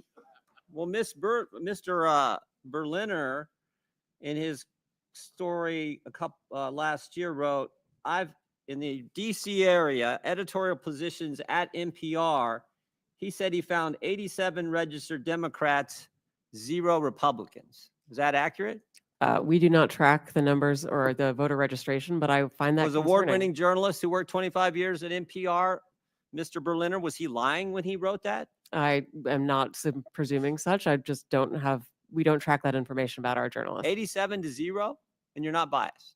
I think that is concerning if those numbers are accurate. It's concern. I mean, it wasn't 44-43. It wasn't 60-27. It wasn't 70-17. It wasn't even 80-7. It was 87 Democrats, 0 Republicans, and you say NPR is not biased. How about the big stories over the last few years? According to Mr. Berliner, again, he wrote on the Trump-Russia story, he wrote, at NPR, we hitched our wagon to Trump's most visible antagonist, Representative Adam Schiff. They said they interviewed him 25 times. Is that accurate? I was not there at the time, but those numbers sound accurate. Yes. Those sound accurate. But then he said when the Mueller report came out and Robert Mueller said he found no evidence of collusion, he said Russiagate faded from our programming. Is that accurate? Again, I was not there at the time. I couldn't say. You couldn't say? I was not at NPR at the You time. didn't prepare for that? You knew we were going to ask you about this guy, didn't you? It's come up like 6,000 times already in the hearing. You I didn't just prepare for- couldn't say whether it faded from our coverage, sir. How about this story? October 2020, the New York Post had the Hunter Biden laptop story. And one of those editors, I guess one of those 87 Democrat editors, said this: we don't want to waste our time on stories that are not really stories. We don't want to waste the listeners' and readers' times on stories that are just pure distractions. Was that a pure distraction story? Our current editorial leadership believes that that was a mistake, as do I. Yeah, the whole country knows that was a mistake. Definitely impacted the election, or I think it certainly impacted the election. How about the COVID origin story? That's a pretty big story too, right? Mr. Berliner said, we became fervent members of the team Natural Origin, even declaring that the lab leak was debunked by scientists. Turns out, though, the lab leak is what most people think actually caused the COVID virus. Sorry, is there a question there? There is. You guys were 0 for 3 on the three of the biggest stories in the last 5 years. You guys were 0 for 3, and yet you maintain that NPR is not biased? Congressman, I do not believe we are politically biased. No, we are a nonpartisan organization. Nonpartisan organization. What's happening to your listeners over the last 5 years? Went up, down, or stayed the same? It has gone up and down and is now going back up. Well, I thought 5 years ago it was at 60 million. And you said in your opening statement, I think 43 million. That's correct. So 43 million now, and it was at 60 million 5 years ago. I can do some math. That looks like it went down. And is now going back up. It's now going back up? Yes, What- it is. How much has it went back up? It's from gone what? up a couple of millions over the past Oh, years. so you went from 60 million to 41 million. Now you're back up to 43 million. In a year's time, I'm very proud of that growth, sir. Okay, you're proud of that growth. Okay. But over 5 years, it's went down 18 million. That is correct, sir. Okay. Should taxpayers subsidize NPR? I believe that taxpayers subsidize local stations, sir. That is the vast majority of where I thought federal you said funding you got goes. 11 million from Corporation of Public Broadcasting, which is taxpayer funded directly to you, right? That is to support the public And then radio local satellite stations get it system. from the Corporation of Public Broadcasting, right? They get taxpayer 100 money. million that goes to the local 100 million goes to stations, local stations, and then those local stations buy back programming and content from you. So that money goes to local stations, comes back to you, gets routed through the local stations, all taxpayer money. Those fees are actually based on private donations rather than on federal funding. Well, we all know money's fungible, so some of it gets put in there. Certainly, we could agree that money is fungible. What? More money for less listeners. You fired the guy who pointed all this out, who said that you were so biased to the left that you lost listeners, which is exactly happening. And you're here maintaining that, oh, you need to continue to get taxpayer money. I did Hey, not fire Mr. Berliner, sir. Okay, the guy that left after all that. Understand. Are you fundraising off today's hearing?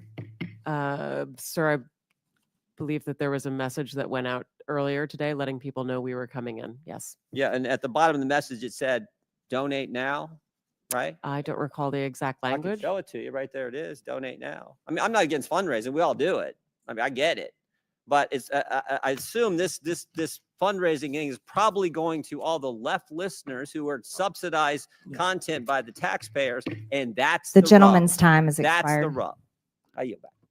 I now recognize Ms. Randall from Washington for 5 minutes. Thank you so much. You know, I'm new to Congress. This is my first term, and I came from a legislative body that didn't have quite as heated debates in our committees, and we're generally fairly welcoming to our folks joining us to testify. So I want to say thank you to all of you for taking the time out of your schedule to come and share your experience with all of us and with the American people. I'm grateful for your time and for the work that you do in service of your communities and neighbors. You know, American families used to get all the same news, right? Folks would have access to a handful of news channels. They would watch the same nightly news programs. They would go from one to the other to the other, and we could all agree on what was happening in our country. We all used to operate from the same baseline of information, but today it is no secret that we are operating in a much more diversified and fractured media environment. The content space, the use of AI generated content, Americans now have to be able to discern for themselves whether something they are hearing is true or not. But investing in public media is a bedrock to our healthy, critically informed, and engaged public and our democracy. And I know that my colleagues on the other side of the aisle have argued over whether every piece of programming is in service of the public. But I also want to point out that, in my fairly rural district, we have a lot of areas that aren't served by broadband. A lot of folks who cannot easily access numerous podcasts while they are out working on their property. They, have to maybe wait for something to download when they're at home, using maybe even a wired internet connection, right? Like I'm in a dead zone for about an hour and a half as I'm driving from one city to another in my community. But public radio is broadly accessible. And it's important for, folks counting on the weather report, for kids who are, in pre-kindergarten who are watching Elmo and learning to count and do math. It's important for the young people who, were home during COVID and were able to continue learning with the help of public broadcasting. I think we have a lot of problems in this country, a lot of problems that we should be tackling for regular Americans who are struggling to afford to live, to afford housing, to afford healthcare, to be able to live the lives that they dream of for themselves and their children. I think we've got some national security concerns that have been talked about a lot in this committee, but I think talking about defunding public broadcasting and public media is an egregious misuse of our time here. Mr. Ullman, when we talk about cutting funds for the Corporation for Public Broadcasting, we're talking about those local small stations that rely on that money. 70% of Corporation for Public Broadcasting funding goes directly to public radio. I know you've worked in Tacoma in the past. I kind of attest to how rural some parts of Western Washington are. It's not all Tacoma. What role do public media stations like NPR and PBS play in supporting local stations? What kind of programming do they provide? The local communities are at the heart of the work we do. As I shared in my opening remarks, we talk about the people and the places there. You bring up a memory of mine. Chehalis, Aberdeen, Hoquiam area, KBTC was the only public television station there. You know about the struggles that community was having over a decade ago, job loss, all kinds of terrible economic situations. We provided educational services there with a $500,000 local grant that we partnered with the community on. It was incredible work. We do the same thing in Alaska with military families, homeschoolers, elementary schools. Those are the pieces we provide. And then local news stories that people can use about where they live and what they do. That's what we do. That would be lost. Thank you so much. Madam Chair, I yield back. Thank you. I now recognize the gentleman from Tennessee, Mr. Burchett, for 5 minutes. Thank you, Chair Lady. Ms. Kerger, is it true that HBO bought the rights to Sesame Street? No, it did not. It developed, Sesame Street entered an arrangement with HBO for a number of years, And it which was a is now, paid arrangement, correct? yes, which allowed us to get the series for free during the period of that time. How much money was transacted during? I don't know. Sesame Street is a private organization. It is separate from ours. Okay. Ms. Maher, what about Lee Greenwood's God Bless the USA as propaganda?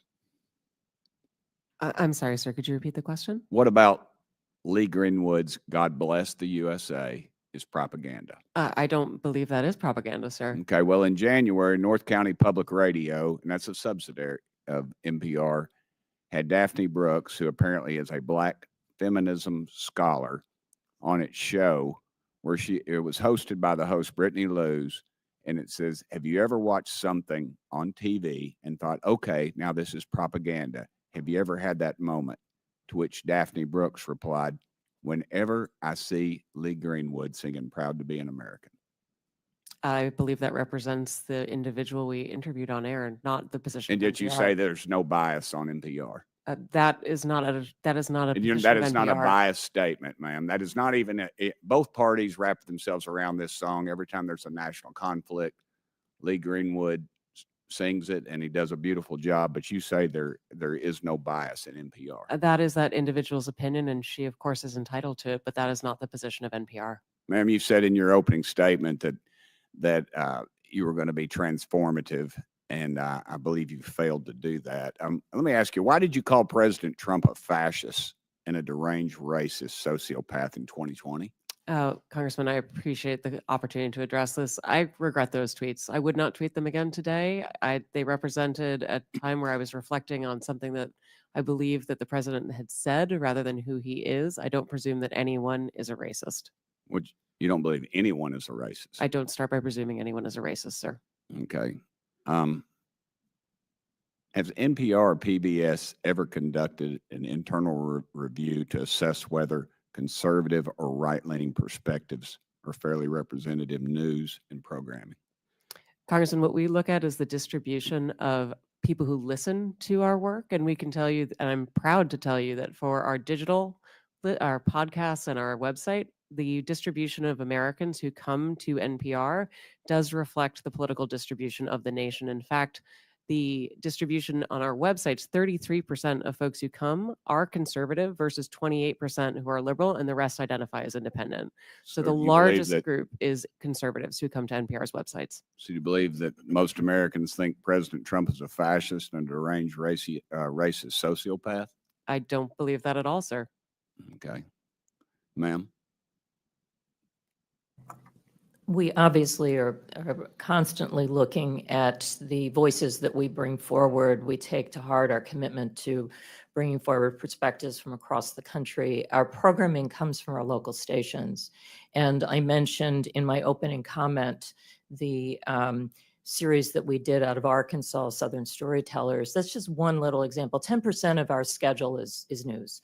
The rest of it is either children's programming or programming based on history to give us all a collective expression. And we're constantly looking to making sure that we're bringing forward a diversity of viewpoints and perspectives and experiences that really do make up the fabric of this country. Okay. NPR senior editor Leonard, it's been mentioned before, but he said he was quoted as saying an open-minded spirit no longer exists within NPR, and now predictably we don't have an audience that reflects America. Yet you stated that the audience does reflect America. He was suspended without pay for 5 days for saying this, and of course he eventually resigned in April 2024.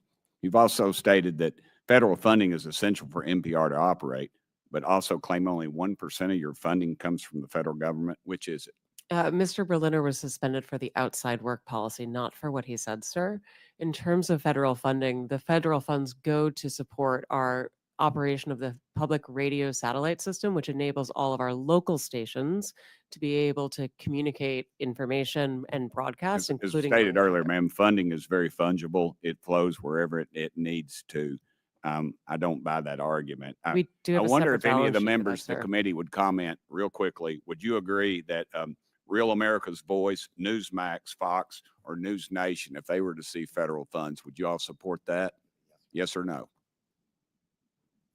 Mr. Ullman? Yes or no? I'd have to get back to you on that. Ma'am? Yeah. I actually don't have an opinion about that. Ma'am? I don't have an opinion about that, sir. That would be Congress's decision. Thank you, Chair Lady. Thank you. I now yield to the gentleman from California, Mr. Khanna, for 5 minutes. Thank you, Madam Chair, and thank you for allowing me to wave on to the committee. Mr. Gonzalez, I read with interest your testimony. It was so angry, so I thought I'd try to lighten things up a little bit. Who are 3 of your favorite characters on Daniel Tiger, or what episodes are your favorites? Representative Khanna, thank you very much for the opportunity to lighten up. I think I've taken a time machine here. Sesame Street went to HBO. Daniel Tiger, do you have some favorite characters? Oh, the owl, any of them? No, none. What does Ugga Mugga mean to you? Nothing. You've never heard the expression Ugga Mugga? Yeah, I don't think so, no. It's affection. Have you ever watched a Daniel Tiger show, or know any families who watch a Daniel Tiger show? I don't think so, no. You've never watched one? You have I've never strong seen Daniel opinions on Tiger. it, Sorry, but I thought- do you know what Daniel Tiger is a successor to? And I don't know Daniel Tiger, so I don't know what he's. No, the show. What it's a successor to? Do you know? No. You really don't know? No, Honestly? I'm on Because the you know oath. all the history. It's a successor to Mr. Rogers. Oh, there you go. Okay. Yeah. Mr. Rogers, I know. Okay. Are you familiar with his 1969 testimony? I am. He said, I want to quote, because it's one of my favorites. I studied this actually going to school. It's some of the most effective testimony in Congress. He said, I give an expression of care every day to each child to help him realize that he is unique. I end the program by saying, you've made this day a special day by just being you. There's no person in the whole world like you, and I like you just the way you are. Senator Pastor was a hard-headed fiscal conservative, said he got goosebumps by that testimony, and it's what convinced him to fund the public broadcast. You've said you wouldn't have funded it. Do you think Senator Pastor made a mistake back then? Oh, yeah, absolutely. I think I agree with Fred Friendly, who testified and said, you would have voted against. I would have voted, yes, I don't think that you should have state broadcasters. Now, what is the cost of public broadcasting as a percent of the federal budget? I don't know, but it is Come on, you're talking about the $36 trillion of debt that we have. You're saying this is a really important thing that we need to cut. You didn't research out what percent it's it is? important in principle. Well, and no, it but is, you it was, said the principle is a different thing. You're saying this is an effective strategy to cut debt, and you have no idea what it was 5% of the discretionary cuts in the GOP. It's 0.01%. Right, but it was 5% of the discretionary cuts in the 17 budget. 0.01% Right. of the federal budget. That's one of the reasons Senator Pastor said, it's worth it in an investment in American kids. Now, you said Sesame Street is a private organization, or Sesame Street is going private. I didn't understand that because Sesame Workshop is a nonprofit. What did you mean by private? Well, I mean, it's a nonprofit. It's separate from. But it gets public funding. Were you talking about the HBO thing? Yes, Do you realize that HBO just canceled with them? And I do. Yes. And the reason they canceled them, and I'm trying to explain why Senator Pastor funded this, and if you talk to families who watch Daniel Tiger, maybe you'd appreciate it. The reason they canceled it is because it wasn't making a profit. Say, because when you try to do Daniel Tiger or Sesame Street, and you try to do what Mr. Rogers was talking about, helping the emotional and social development of kids, it's not easy. You got to hire people who are child psychologists. You have to hire people who are educationalists. A lot goes into this. And HBO said, you know what? It's not making money. We rather put on things that are geared towards adults or that are going to be conflicts. We aren't making money on this. And the whole reason Senator Pastor said that we're going to fund this, I know you kind of mocked in your testimony the kids, but the whole reason was that when you make programming for children to help their social and emotional development, it costs so much money to do, and it's a public good, then not everything has to be about profit. Do you have any idea what it takes to produce Daniel Tiger, who all they hired? Did you ever try to figure it out? No, but I can tell you that the market said that it wasn't, and there wasn't enough demand for it. And that's the reason why HBO got rid of it. Right. Because there wasn't enough demand. Yeah, so that's exactly the right point. Are you saying that everything in American society needs to be driven by the profit motive? There is not enough demand on getting ratings for things that help the social and economic development of kids. But you know what Mr. Rogers understood, what we've forgotten in this country? Some things are more valuable than money. At a time where a country is polarized, I wish we had a little more empathy and caring. And that's not a partisan issue. That's an American issue. And I would recommend you watch that testimony from Mr. Rogers. I hope the whole country would watch it. I have watched it, and we are $36 trillion in debt. I now recognize the gentleman from Missouri, Mr. Burleson, for 5 minutes. Thank you, Madam Chair.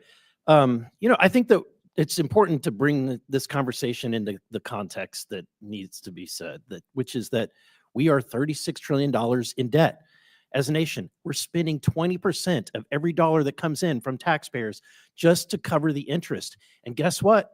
American people, bad news, interest rates are going up. So that 20% is going to get worse and worse. We had Ray Dalio come in and tell Congress that we are entering potentially dark territory. There's a number of red flags. We're at the worst level of debt. We're at a worse level of debt than we were after we left the World War II. Okay, we're at that level of debt, and we didn't just fight a war. We're facing potential wars and conflicts. We're at that level of debt, and we didn't just emerge from a recession or a depression. If that happens today, you'll see the dollar no longer be the world reserve currency, and we will be in serious trouble. And so that is the context that we're in.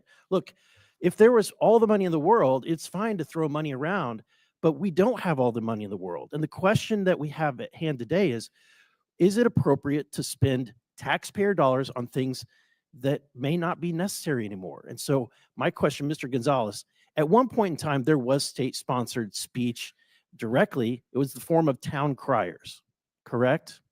So government used to fund people to go out in the street and deliver the news of the day vocally at street corners, correct? Okay, why don't we do that today? Well, I think it's because we'd have better ways of delivering the news. I think you get my point. Like today, at one point in time, there was very limited access to news, and there was an appropriate time where potentially we needed to have state-sponsored news. But is that the way? Do we need that today? No, we do not. And may I quote Thomas Jefferson on this very point, since you bring this up? He said, "To compel a man to furnish contributions of money for the propagation of opinions which he disbelieves and abhors is sinful and tyrannical." This is what I base my opposition to public funding for media. Yeah, and that's why I think that given this context, like, let's be real. It was said that we're attacking free speech. This is state-sponsored speech, and the very reason why we have these witnesses before us today isn't because they're totally being funded or completely being funded. We're not bringing in Disney Channel in here, right? We're not bringing in the National Geographic, right, for their content. The reason why we're having this conversation is because we are funding you, and because we're funding you, the taxpayers get to have an opportunity to ask, why are we funding some of this content that they might disagree with? Right? Yeah, no, that's completely right. In fact, I think that PBS and NPR, but especially PBS, will thrive on the membership model. They keep saying it's such a small percentage. Well, if it's the public funding, if it's such a small percentage, then no problem. Yeah. So, Ms. Maher, I'm going to ask a very difficult question, but if you're in my shoes and you have to face the fact, can we fund Social Security, or do we spend money on NPR? Which would you choose? Congressman, I would argue that if you had to pick, if you were forced to make a decision, there wasn't enough money to go around, Social Security or NPR? We know how important public media is to our nation's seniors, sir. More important than Social Security. I think the American people disagree. I think that Ms. Kerger, let me ask this. Would it be more appropriate to fund PBS or to fund veterans' health care. If given limited resources, which is where we're at. I recognize the limited resources, and I feel that both are important for this country. I think what the American people want to know is when they're sending money, their taxpayer dollars, and they're funding things like Independent Lens. And look, I like some of the content on your stations. I love Nova, but you know what? Nova competes with National Geographic and Nature. Why are we funding something that competes with these private sector entities? I like Sesame Street, but I also know that it's competing directly with Handy Manny, Doc McStuffins, and Little Einsteins, right? Those exist, and we're not funding them. They're not here having to defend their content. But because we are funding it, I'm going to ask you, why are we funding an episodes of Real Lens, Independent Lens, about an episode called Real Boy, a trans teen navigates adolescent sobriety and physical emotional ramifications? That's what the American people want to know. Social Security. We're out of time, but our witnesses can answer the questions. Thank you, Madam Chair. That was a documentary that was produced for adults as part of our primetime audience. And it was part of a point of view that we share to try to help people understand the wide breadth of experiences of people across the country. Thank you, Madam Chair. I now recognize the gentlewoman from the District of Columbia, Ms. Norton, for 5 minutes. Thank you, Madam Chair. I would like to thank the witnesses for being here today. I am a strong supporter of public broadcasting, and I am a regular listener and watcher of the public broadcasting stations here in DC. Public broadcasting is a public good. WETA's DC's local PBS station is proudly home to the world's longest running high school quiz show. For over 60 years, the show, It's Academic, has showcased some of the best and brightest high school students in the capital region. President Reagan once praised It's Academic as, quote, a reminder of the importance of education, end quote. And even Supreme Court Justice Clarence Thomas made a guest appearance.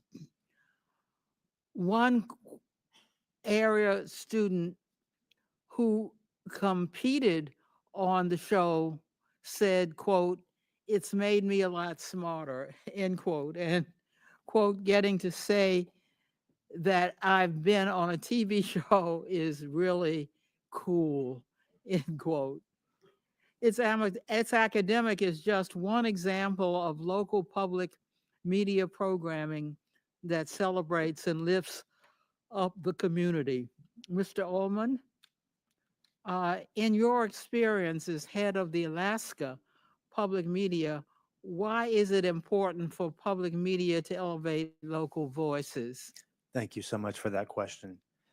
There are stories to be told all over this great nation of ours. And one of the things that I take the utmost pride in is being someone who can provide the strategy and build the resources and build the capacity to ensure that we can capture video about those uniquely Alaskan stories. We can capture audio about those uniquely Alaskan stories. And what we do is we take that opportunity to not only tell those stories for ourselves within our great state, but we also work with our national partners. This local national partnership is essential. Without PBS, without NPR, you wouldn't hear stories, news stories, public affairs stories, community stories from Alaska. You wouldn't see them on the PBS NewsHour. This is vital. It's vital for Alaskans to know that they're connected to their nation and that what we do in Alaska matters to our nation. Thank you again for that question. Ms. Kerger, I would love to hear your bigger picture taker on this. If PBS stations are suddenly taken off the air, what would be lost to communities across the country? I've spent a good part of my time as the president of PBS traveling and visiting our stations across the country because I feel for me to do my job well, I need to understand what the role of our stations are in communities. That means spending time not just with station management, but also with people in the community. So I've been to all 50 states. And the reason that we are here and the reason that we are arguing so passionately for funding, recognizing there are very difficult challenges in our country right now, is that many of our smaller and actually medium-sized stations would not exist without the federal appropriation. And when you look at a station like Cookeville, Tennessee, which serves part of Appalachia, 50% of their budget comes from the federal government. Those are stations that I've seen that have small staffs that do extraordinary work. And those are the stations that I worry would not survive. This would be an existential moment for them. And that's why I think this is so important. The DC area NPR station similarly provides acclaimed programming, including up-to-the-minute news and local shows exploring the DC cultural scene and sharing stories from all over the city, including historically If you marginalized in areas. the West, The you know what I'm nation, saying, West, the rural, West station suburb, why do also you need to worry produces about award-winning cultural? journalism, such as an investigative feature on local families coping with sickle cell disease. Throughout the country, more and more local news outlets are closing each day at a rate of more than 2 per week. This has made public radio reporting all the more important. Ms. Maher, why is it beneficial for journalists to live in the communities they cover? We'll let the witness quickly answer and then we're out of time. Thank you so much, Madam Chair. We find that enabling public radio to continue to be funded allows for us to meet the needs of people who live in news deserts, and having journalists who are from that community means they can prioritize the needs of that community, whether it's sickle cell issues in DC or whether it's the price of sorghum in our agricultural heartland, whether it is thinking about the wildfires that we see across the center and west of our country, or whether it is the impact of storms across the Gulf and southern parts of our country. We recognize local journalists. They speak the language. They recognize the pronunciations of the places that they come from. They come from the community. It is tremendous value to enable that we are for America, from Americans, and all American voices are heard. The gentlelady's time has expired. I now recognize the gentleman from Texas, Mr. Fallon, for 5 minutes. Thank you, Madam Chair. Ms. Maher, do you believe that National Public Radio takes a balanced and fair approach to news, politics, culture, etc.? Mr. Fallon, thank you for the question. I came into National Public Radio with And I apologize. It's just that we have such a limited time. Do you Of course. believe that to be true? I believe that we have work to do. We always do in order to improve You think and it's serve more- all Americans. More accurate than not that you're fair, or you're either fair or you're unfair. So what do you think you are? I believe we wake up every day with a desire to be fair, and it is part of You're why not I'm- claiming that you're fair. You have a desire to be fair. Okay. So you would not describe NPR as objective and nonpartisan? I would. You would. Okay. Ms. Kerger, same question for you. Would you believe the PBS is fair and objective and nonpartisan? Yes. Okay. Thank you. Thank you for the quick answer too.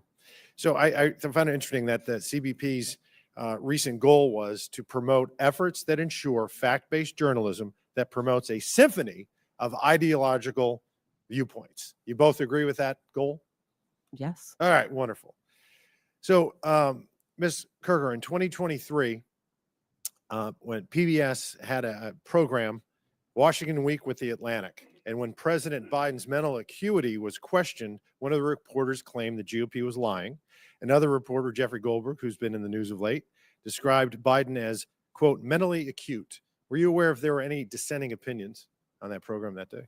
I don't know from that day. No. There were not. But fortunately, there was a debate in, I believe, June of 2024, where the American people and the world found out just who was lying: the Democrats, Jeffrey Goldberg, and PBS. Ms. Maher, I'm sure you're aware that Hunter Biden had a laptop. I am, sir. Yes. Okay. And there were many stories written about said laptop. Yes, sir. And in 2020, unfortunately, NPR's managing editor for news refused to cover the story, and he branded it a, quote, waste of time. not a real story, and a distraction. And instead, unfortunately, of NPR investigating, they ran a puff piece that led with experts say attack on Hunter Biden addiction deepens stigma for millions. It's unfortunate that NPR ignored the Hunter Biden laptop story, but y'all did talk quite a bit about the debunked Russia collusion. Do you know how many times NPR interviewed Adam Schiff about Congressman, collusion? I would love to say that we actually believe we made a mistake on the Hunter Biden laptop Okay, story. and I appreciate that. Thank you. How many times did y'all interview Adam Schiff about the Russia collusion? I'm sorry, I don't have that number. It was 25 times. You know how many times NPR interviewed Chairman of this committee, Oversight Committee, Jamie Comer, about the Biden impeachment inquiry for the Hunter Biden tax evasion and illicit business dealings of the Biden family? I'm sorry, I don't know. I believe that's 0. So it's 25-0. Ms. Kerger, you're aware there's a political spectrum. It goes all the way from the far right to the far left and everywhere in between. Would it trouble you to hear that for 6 months, there was an analysis done on PBS's NewsHour from June to November of 2023, where they found that far right that term was used 162 times and far left was only used 6 times. Do you find that troubling? I don't know the study that you're referring to, and I'd be very interested in seeing it and understanding how they came up with those numbers. Media Research Center did a 6-month analysis, and it's not how do you find it. You either say far right or it's terms. Yeah. They use the term far right 162 times, far left 6 times. That's a 96 to 4% skew. You're also aware that you covered the GOP and Democratic national conventions in 2024? Yes, we did. Okay. Interestingly, 72% of the coverage of the GOP convention was negative. 88% of the Democratic convention was positive. Shouldn't be surprising when you have anchors like Amna Noat, who described the Republican rhetoric as, quote, outright racism and, quote, echoing white supremacy. Ms. Maher, NPR, you believe your reporters are fair? You said they're fair and they're working at it. I believe that they work And to be every day, sir. They're non-biased. And yet you have the voter registration issue. I mean, we're all human beings. We're all going to see through the world through a certain lens. And are you aware of any Republicans, any registered Republicans in your newsroom? I couldn't say registered, but I know we have conservatives in our newsroom. Yes. Okay, so the recent registration, when it was looked at, 87 Democrats and 0 Republicans registered. I found that very concerning. Yeah, sir. I would. Not even 40 to 30 or 50 to 20, 87 to 0. But it shouldn't be surprising when their own CEO says things like, I'm so done with late stage capitalism, or calls the president of the United States a deranged racist sociopath, or that America's addicted to white supremacy. So billions have gone into both of your coffers over the last several decades. And I understand why Democrats on this committee are going to viciously and vehemently defend you all, because you become a propaganda wing of the Democratic Party. 67% of your viewers and listeners identify as Democrat, with only 12% conservative, and you become a sandbox for leftist propagandists to frolic on taxpayer dime and no more. And when you said in the beginning you're going to promote a symphony of ideological viewpoints, yeah, you do. If you're left-leaning, far left, The gentleman's or time has remarkably expired. Marxist, I yield back. Thank you. Thank you, Mr. Fallon. I now recognize a gentleman from Texas, Mr. Gill. Thank you, Chairwoman Green, and I apologize. I'm getting over a cold, so I'm losing my voice here.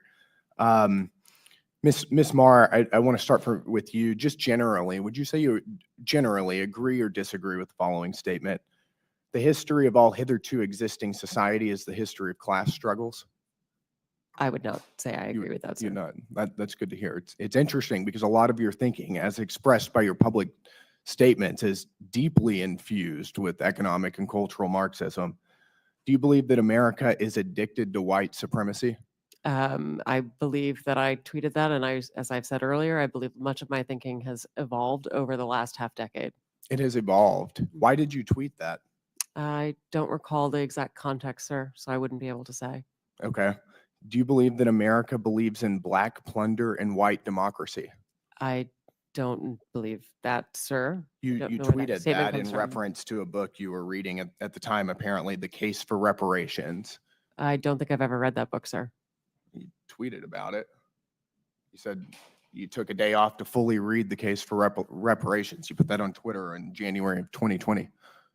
Apologies, I don't recall that I did. Okay. I'd no doubt that Your tweet there is correct, but I don't recall that. Okay. Do you believe that white people inherently feel superior to other races? I do not. You don't. You tweeted something to that effect. You said, I grew up feeling superior. How white of me. Why did you tweet that? I think I was probably reflecting on what it was to grow up in an environment where I had lots of advantages. It sounds like you're saying that white people feel superior. I don't believe that anybody feels that way, sir. I was just reflecting on my own experiences. Do you think that white people should pay reparations? I've never said that, sir.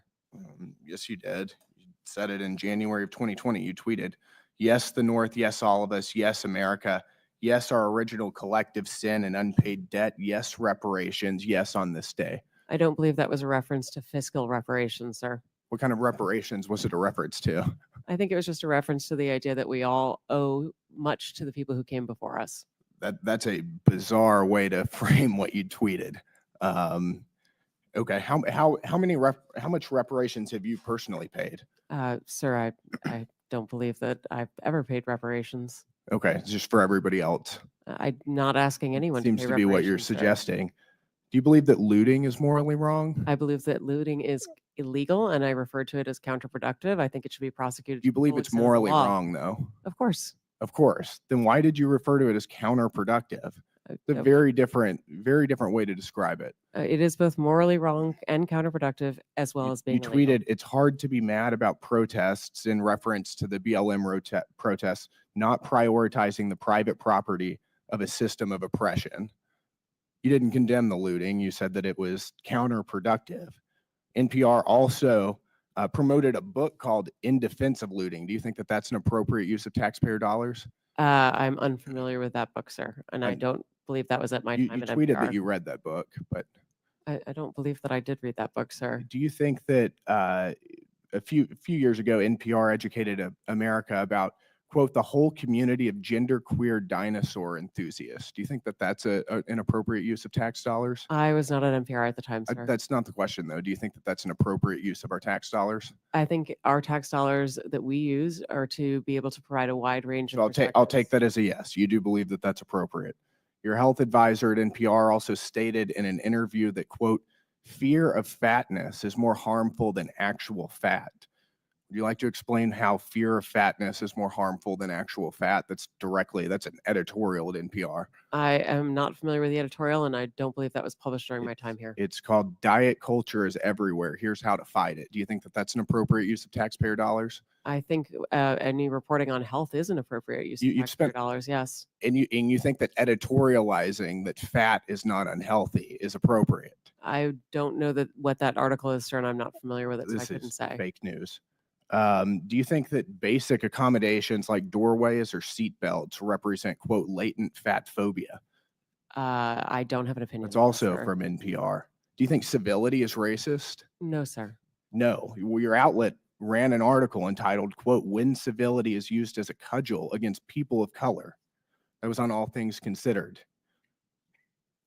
Would you like to explain?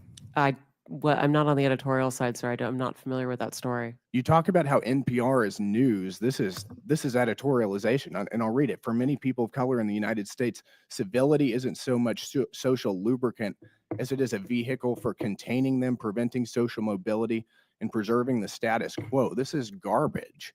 I'll spend all of my time doing everything I can to ensure you guys never get another dollar of taxpayer funding. This is complete garbage. Thank you, Madam Chair.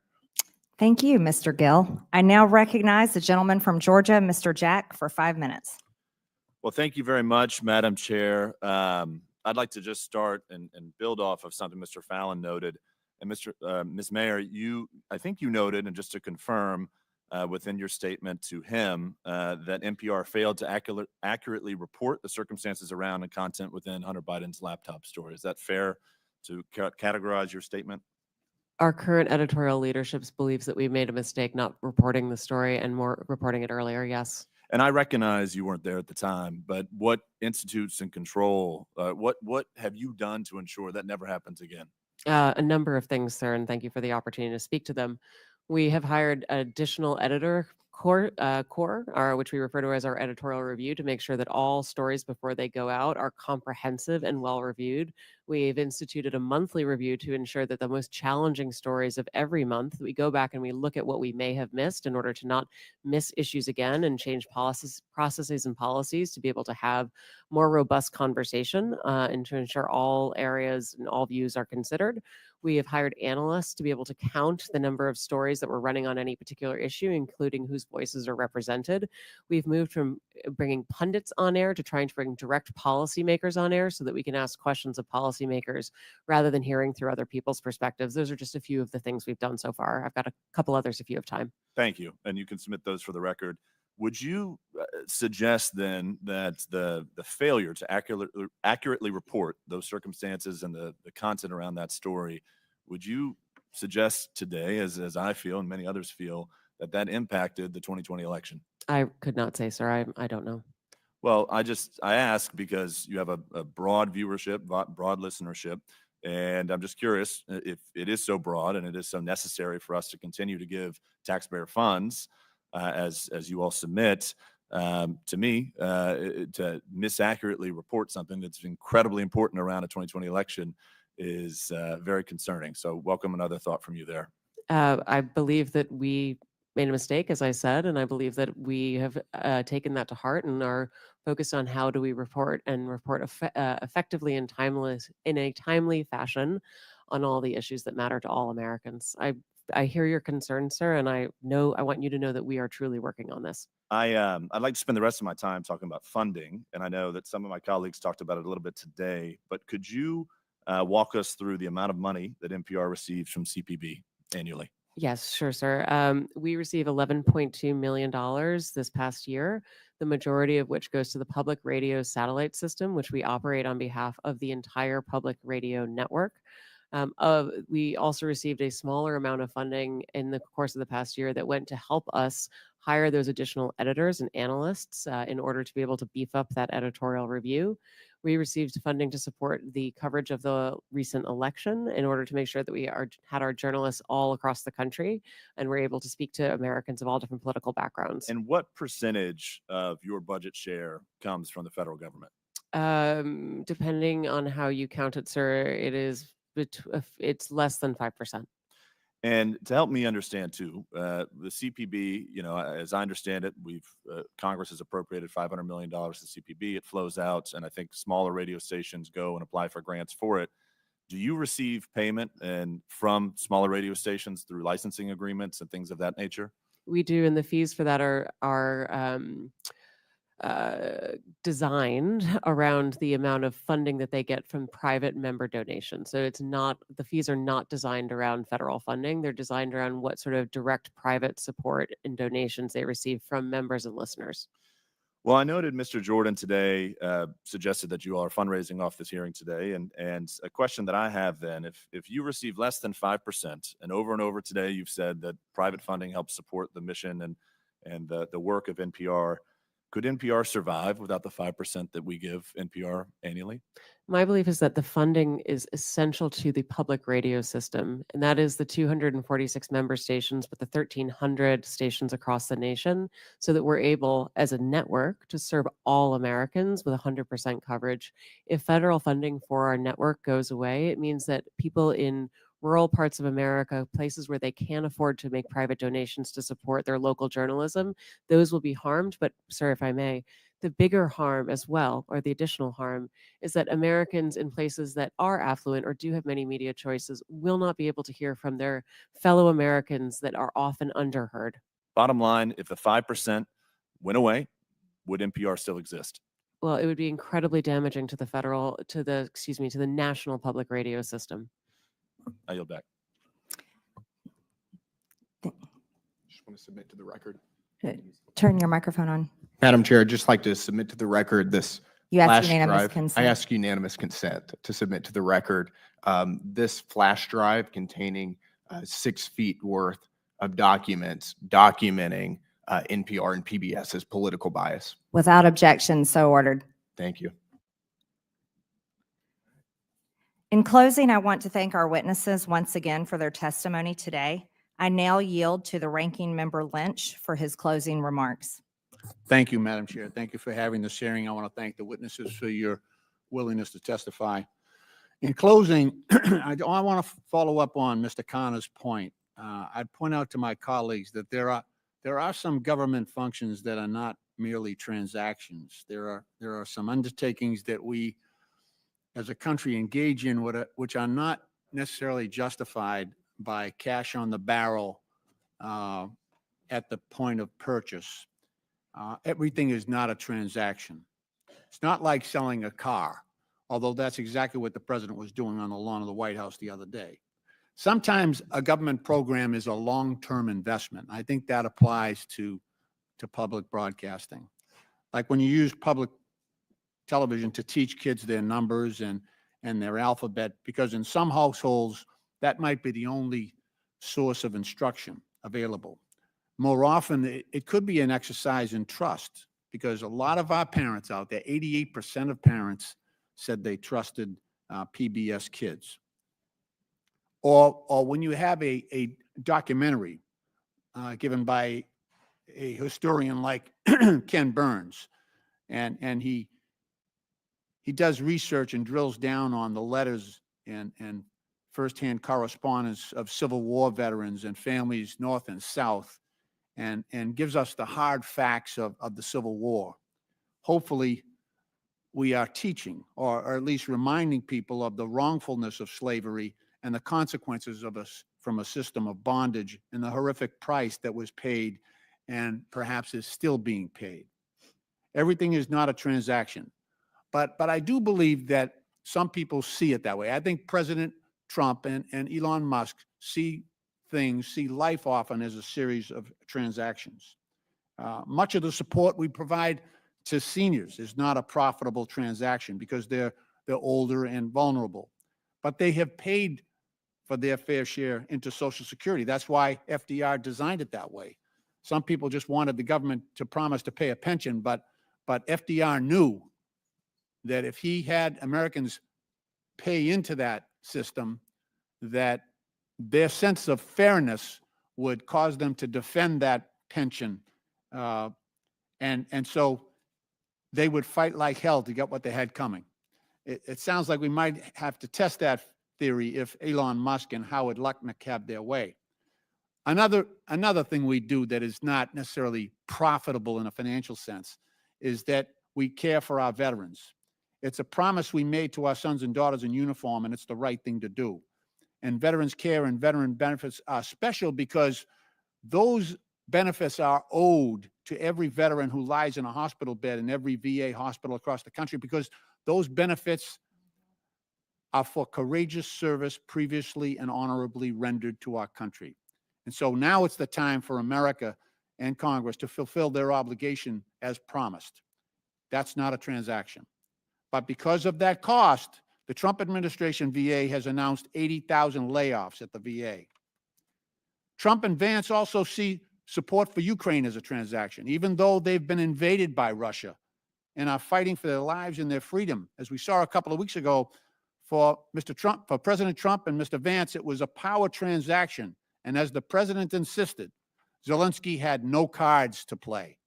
And as Vance pointed out, he refused to sufficiently bend the knee, and he didn't dress up. These examples point out the nature of the presidency. Throughout our history, the president has never been viewed as the huckster in chief. Instead, our most successful presidents have occupied a position of what could be seen as moral leadership, which might cause some to conclude that America is bankrupt right now. But I have hope in the genius of our Constitution, that the checks and balances of our government framework might once again compensate for that shortcoming in the White House. It could be that Congress might provide that balance, or it may be the judicial branch that steps into the breach, or it might require the ultimate source of power in our system, the people themselves, to demand that we fulfill our obligations to all those most vulnerable in our country: wounded veterans, seniors, children, and the poor, to whom so much is owed. Madam Chair, I appreciate the opportunity here to address this issue. I would have preferred that we were talking about the security breach that occurred recently, but perhaps that will be for another day. But I thank you for your courtesy, and I yield back. I now recognize myself for closing remarks. The United States is $36 trillion in debt. In fiscal year 2024, the government spent over 1.8 trillion more than it took in. And in fiscal year 2025, the interest on our debt is expected to exceed $1 trillion. As we continue investigating waste, fraud, and abuse, and we can look no further than the Corporation for Public Broadcasting. The LGBTQ indoctrination of our children, the systematic racism narrative, and the support for censorship being pushed by the heads of NPR and PBS are just several of the many abuses of taxpayer dollars. And if you are one of the select few who might support such content, you can personally support and fund it with your own money through private donations, because the reality is the United States of America is broke and can't afford it. And after all, PBS and NPR are already fundraising off of this committee hearing.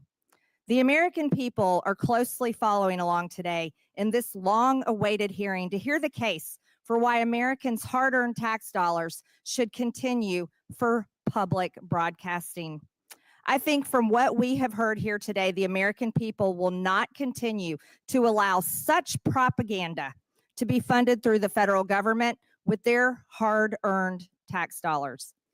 The Corporation for Public Broadcasting that we give over $500 million to no longer serves the public. It serves a narrow audience of wealthy, liberal elites who are out of touch with everyday Americans. Not only have the times changed and the American people who once needed these outlets can now access the news anywhere at any time, but the content that is being put out through these state-sponsored outlets is so radical, it is brainwashing the American people and, more significantly, American children with un-American, anti-family, pro-crime fake news. The American people do not support their taxpayer dollars going to NPR articles like, "How is sex determined? Scientists say it's complicated," which discusses how biological sex is not limited to male or female. Or another article about how stories on crime are rife with misinformation and racism, or about how birds and trees are racist. Over a 7-month period, the Media Research Center discovered the PBS NewsHour gave over 90% of the airtime to the left on gender ideology stories, 90%. As mentioned earlier, PBS was the outlet that featured the child predator drag queen on the education show for kids ages 3 to 8 years old. And to clarify the record, because our witness, Ms. Kerger, lied under oath and said it wasn't featured on PBS, this show was aired on PBS on April 1st, 2021, and we will take a look at this video right now. We're using a TV today because our audio system is having problems. Let's go ahead and watch this video.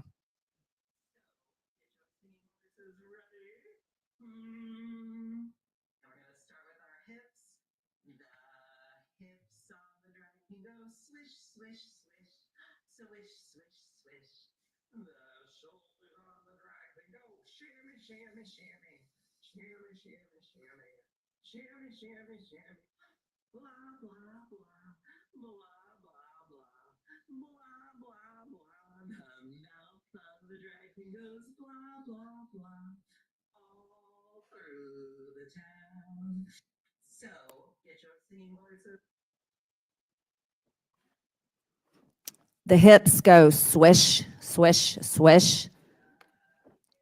The shoulders go shimmy, shimmy, shimmy. That's repulsive. That's not what children ages 3 to 8 should ever be watching. A grown biological man posing as a woman. And by the way, Ms. Kerger, that was aired on April 1st, 2021. And then something happened. It wasn't an accident. And it wasn't just for a brief time that it was up. It was aired April 1st, and then somehow it expired May 24th.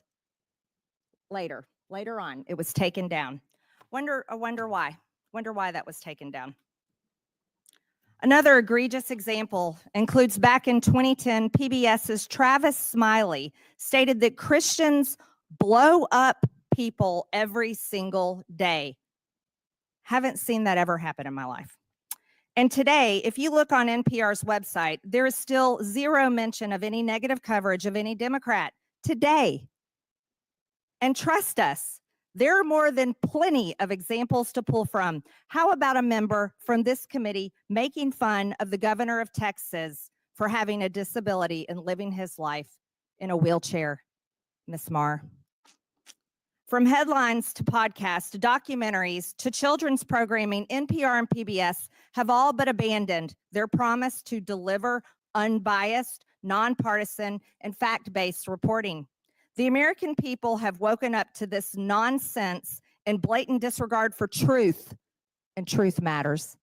And they will not put up with it any longer.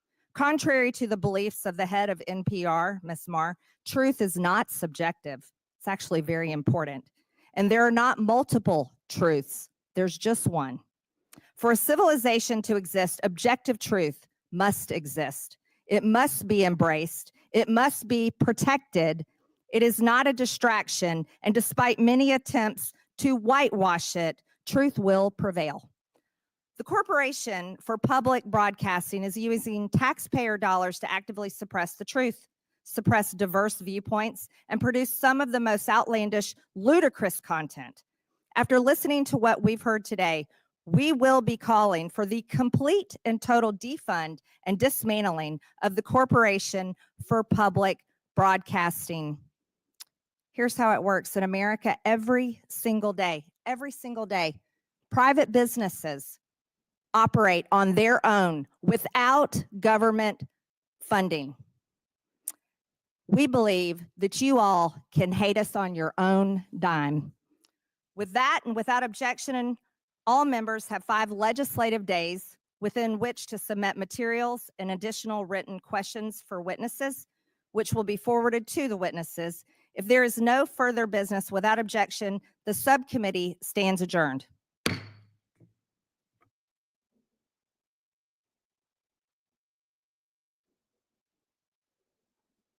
All right, y'all. So we have wrapped that up. I don't know what to say. I don't know if that was really helpful or not, because basically you got the Republican side saying that we could no longer fund PBS and public radio because they are not really giving out accurate information, and that with the internet and things of that nature, people have more access to information and what they consider better information. And then you have the other side saying, the Democrats saying that they need to keep this going because people in rural areas, this is their only means of information, which if it's not correct, then their only source of information is incorrect information. So I mean, I don't understand why you can't go to the library or anything of that nature. I don't think that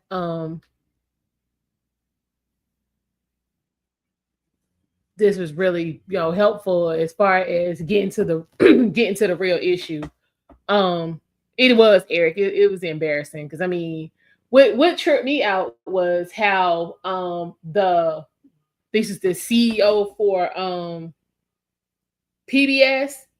She hasn't been in her role for an entire year yet, and they were trying to grill her about things that took place 5 and 6 and 7 years ago. It's not that she was with PBS in a different capacity. She wasn't there at all. So how are we trying to hold her responsible or question her about decisions that were made when she wasn't even there? So I felt like that was a waste of time. And for one side to say that the information that's being presented is not correct, Nobody spent any time talking about, what kind of checks and balances can be put into place to make sure that the information being put out by these two entities is in fact correct. There was no conversation about, a fact checking process or any of that. It was just, we just gonna take this opportunity to, throw insults. And I'm like, y'all wrote down the insults and still couldn't get it together. Like, that's just a waste of time. So, I mean, if you look at it, very few of the participants in that hearing came in good faith. Like, we're gonna be honest about it. They really did not come in good faith. So when we have issues like this, I think that needs to be the conversation. But back then it was channels 2 to 54. But I mean, they're definitely, if we're talking less than like 1% or less of the total budget, I don't really feel like this is really something we need to be wasting time on. So that's just my opinion on the situation. It wasn't too long, which was good because they really didn't have anything to say that was of any real consequence. So I appreciate y'all for stopping by. Looks like the president is scheduled to have a Women's Month appreciation ceremony later on this afternoon. So we might pop in and see what's going on with that, because I'm sure, since he's supposed to be, a misogynist and sexist and all that kind of different stuff, it's going to be some commentary. So y'all stay tuned and I will let y'all know what's going on with that. Again, I do appreciate each and every one of you guys for showing up. Make sure you hit the like button if you have not on your way out and you have your notifications on. I will see y'all later. Have a great afternoon.